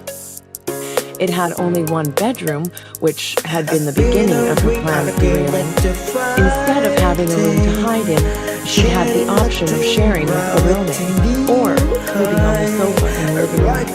It was comfortable for a couch, but nowhere near as luxurious as the massive bed. It wasn't just the bed that appealed, if she was honest. Since the start of their unofficial honeymoon, Orone had once again begun his sensual assault on her senses. He touched her constantly, whispered endearments, and seemed to be making a genuine effort to seduce her. Was it more than seduction? She didn't know, finding it impossible to still trust him. They'd never gotten well enough acquainted to build trust in the first place. That was changing. He'd spent most of yesterday grilling her about her life. At some point, she ended up participating in the conversation and discovered they had a lot in common. Much more than she'd ever expected. He was starting to seem like a real person to her, not just the thoughtless heel who had discarded her. Molly didn't want to feel that way. Since his return, she found playing the victim role comforting and safe. It staved off any uncomfortable emotions she didn't want to deal with. Even knowing she had been the conductor of her own downfall hadn't absolved him for abandoning her after using her so callously the day of their wedding. Now, she was forced to see it from his perspective, all because he'd opened up to her. She couldn't pretend not to empathize with him, how he'd been yanked from his family, lost their respect, along with his own self-respect, and had taken refuge in Rio. He certainly hadn't counted on a child bride and a forced wedding. Or a child, Molly sighed, pushing the hair off her forehead as she walked in the hot sand, the cooling waters occasionally lapping to cover her feet. There had been a lingering bit of doubt, perhaps, that he hadn't known about Kara, but that had been laid to rest. Orone had told her how sad it made him to know he'd cost himself 15 months of her life by being an arrogant idiot. She couldn't have doubted his sincerity. The only thing she doubted at the moment was her ability to trust him and the capability to shield her heart from him, since he seemed to be determined to win it. There were a couple servants who lived on the island full-time, but she hadn't seen them or their quarters yet.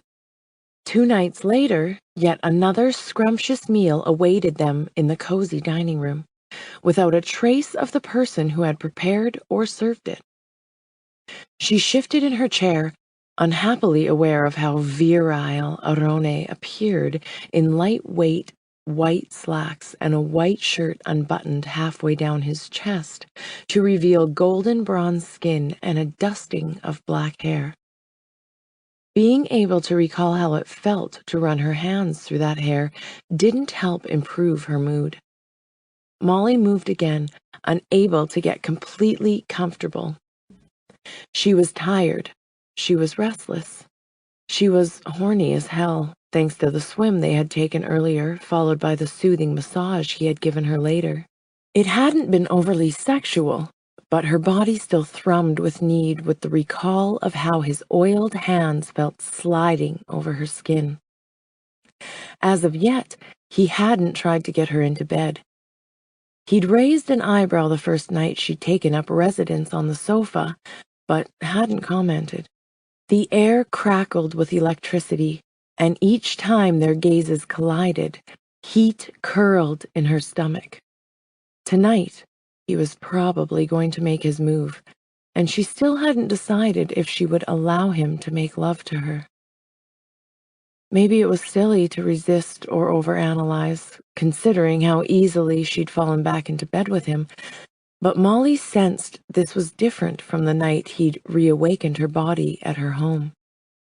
If she accepted his overtures, she was agreeing to more than just physical release. It remained unspoken between them, but the awareness was there on both parts.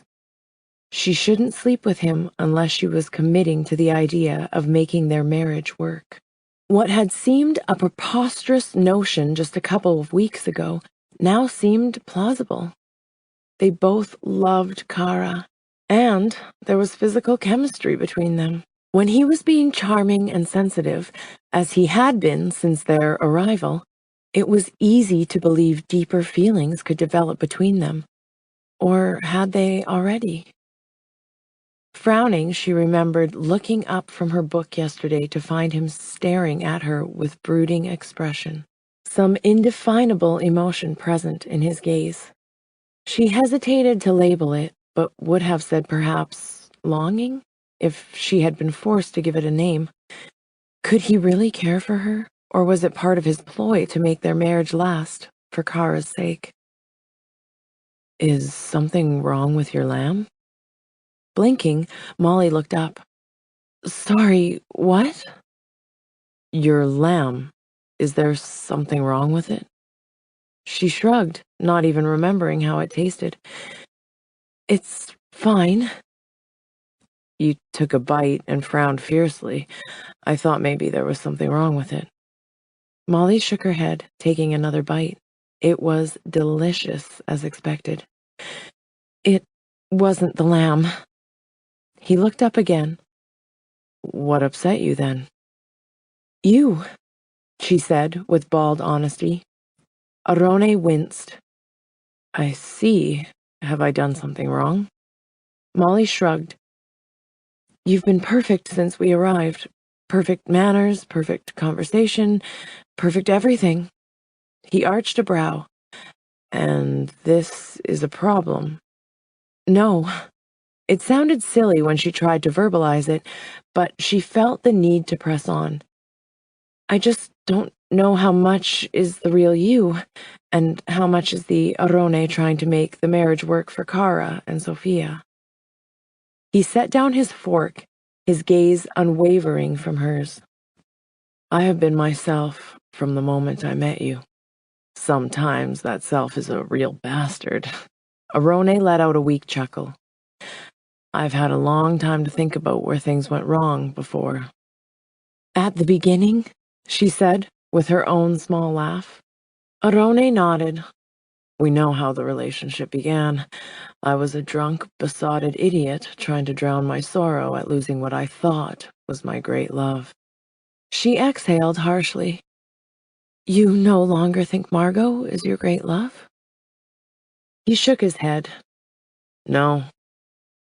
It was a foolish infatuation based on her appearance, not her personality. To be blunt, Margot was a bit of a bitch back then. Molly laughed. She'd be the first to agree with you. Having gotten to know her better since, I would expect my feelings to have deepened if they were genuine. Now, when I look at her, I feel nothing. She refused to acknowledge the rush of relief. I see. Speaking of seeing, do you know what I see when I look at her? Molly's stomach clenched as she braced herself. What? A pale substitute for you. She sagged against her chair, not sure how to respond. Once again, the words were perfect. If motivated from his heartfelt sincerity, she would be ecstatic. I don't know how to trust you. That was at the heart of the issue.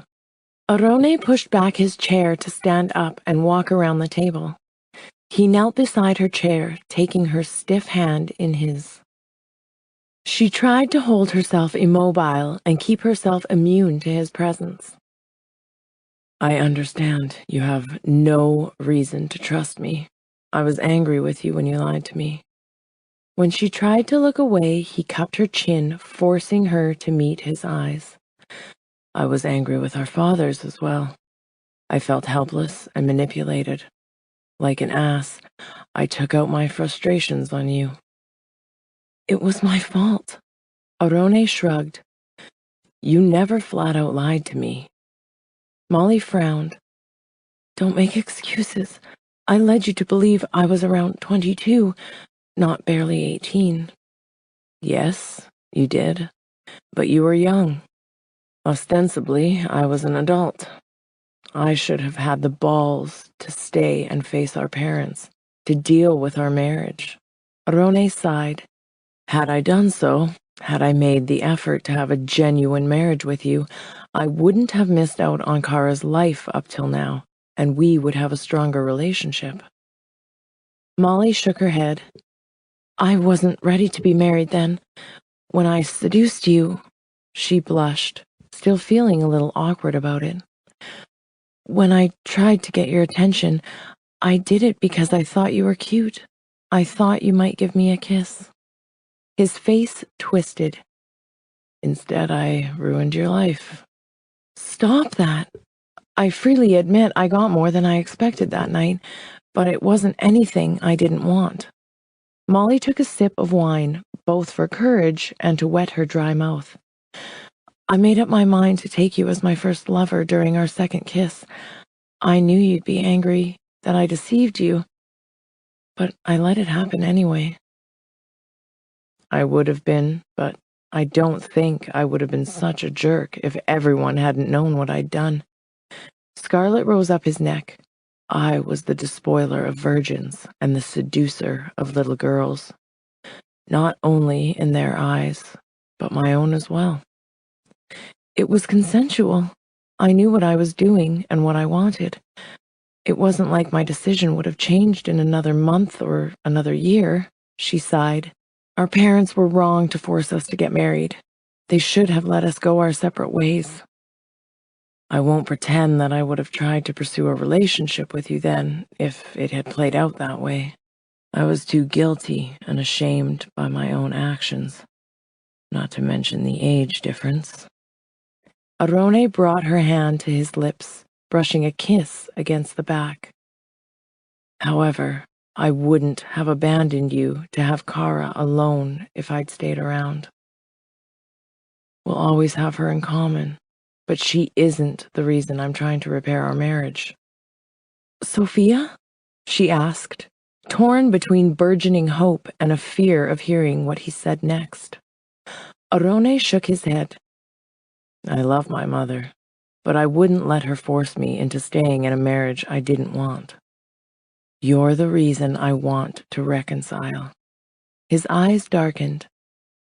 That day when you kissed your boyfriend, it hit me like a fist in the gut. I was angry at first.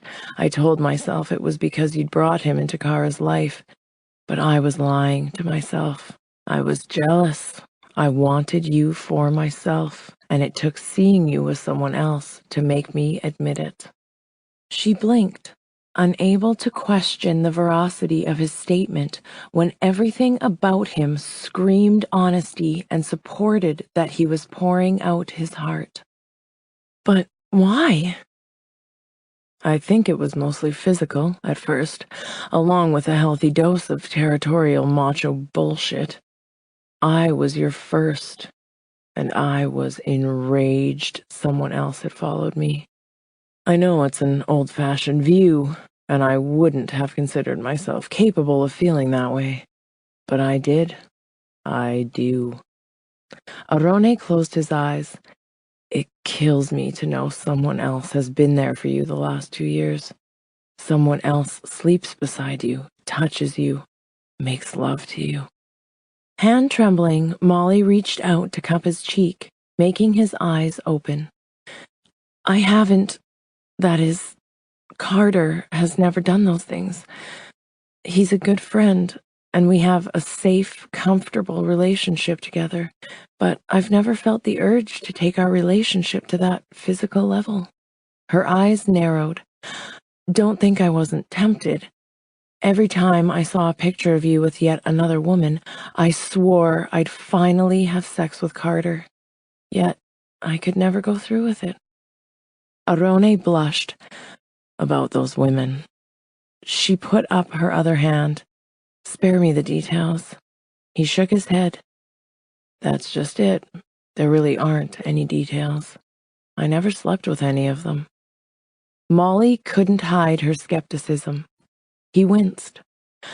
I don't blame you for doubting me, but it's the truth. Why wouldn't you? Arone let out a long exhalation. It wasn't for lack of trying. Every time I'd get ready to make a move, so to speak, I'd find myself unable to perform. Instead of seeing the girl I was with, I kept seeing the shattered face of my wife after I used and discarded her on our wedding day. He shook his head. I couldn't get it out of my mind how badly I'd hurt you. It was a constant presence, and it left a few women annoyed and disappointed. I want to believe you, but he nodded, obviously not offended that she still didn't trust him. I have another confession. It wasn't the first time my emotions had overwhelmed my libido. I always brought a date to family events to protect myself from how I felt about Margot. I was smart enough not to lead anyone on, so the women who came with me were just friends. The night I took your virginity, it was the first time I'd had sex with a girl in more than 2 years. I was desperate and rough. I hurt you. She smiled tremendously. It's supposed to hurt the first time, and I was just as eager as you were. I hadn't had sex in 18 years. Molly grinned.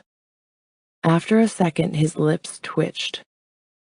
You shouldn't try to make this easy on me. I want there to be absolute truth between us.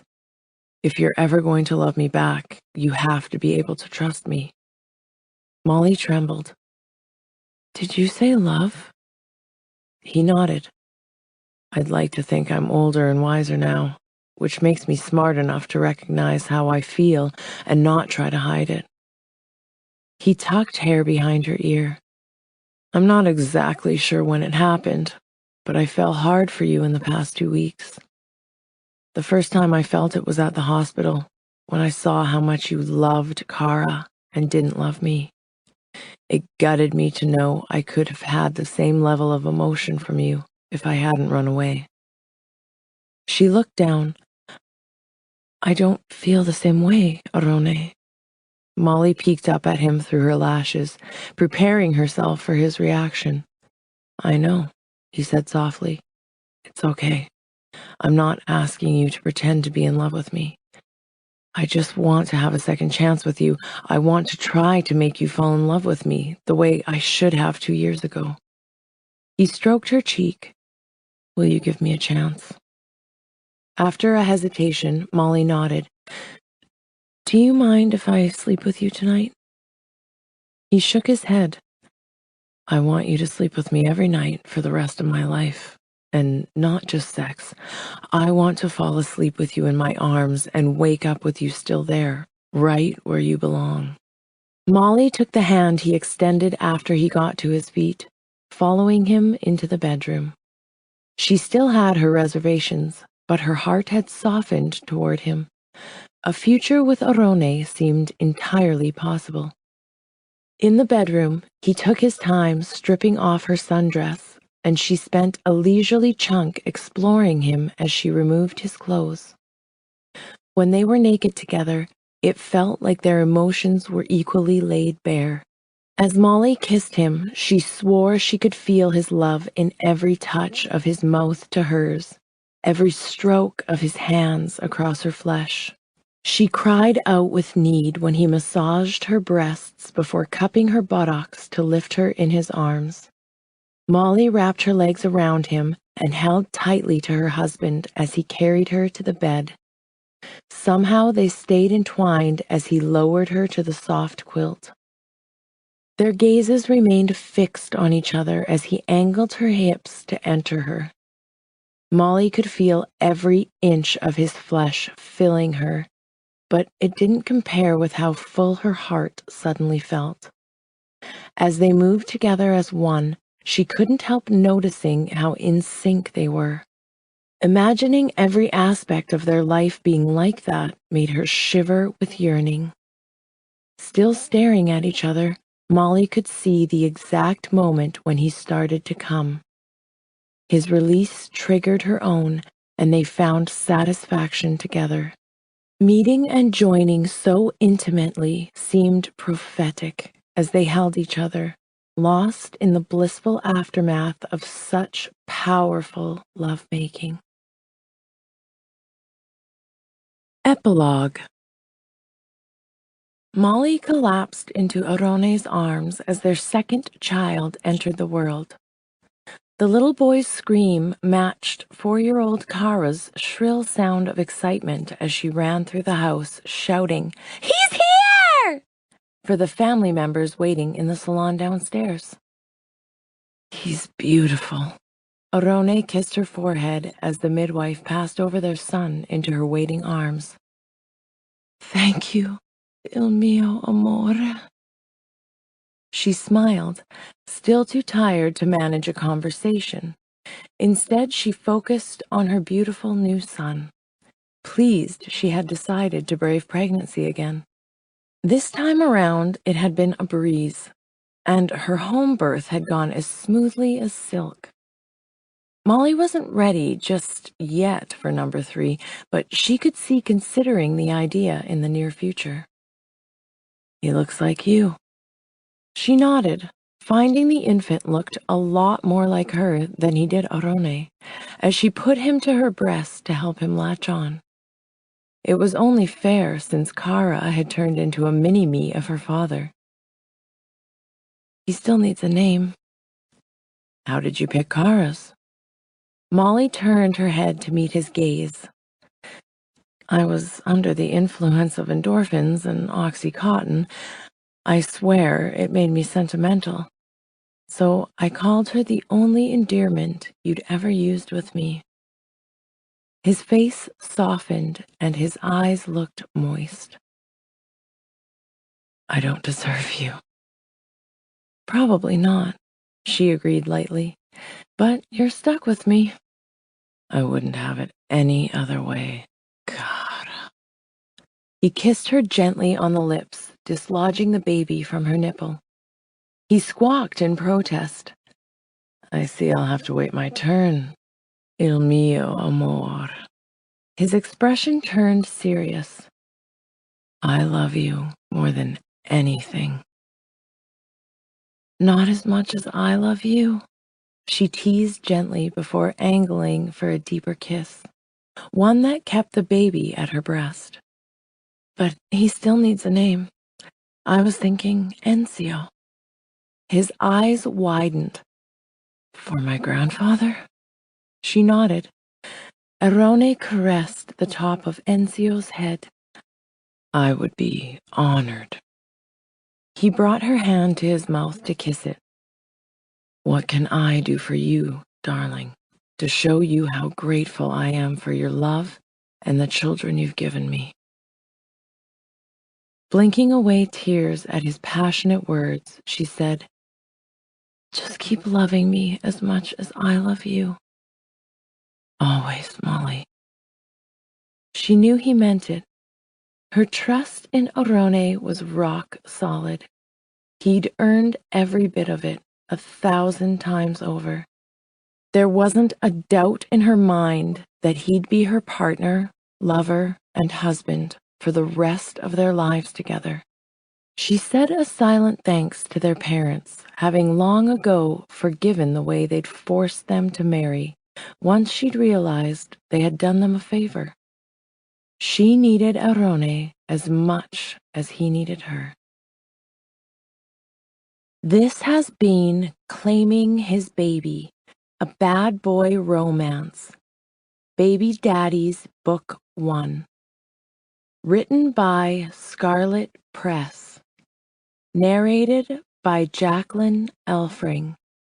Copyright 2017 by Steamy eReads. Production copyright 2017 by Steamy eReads. Audible hopes you have enjoyed this program.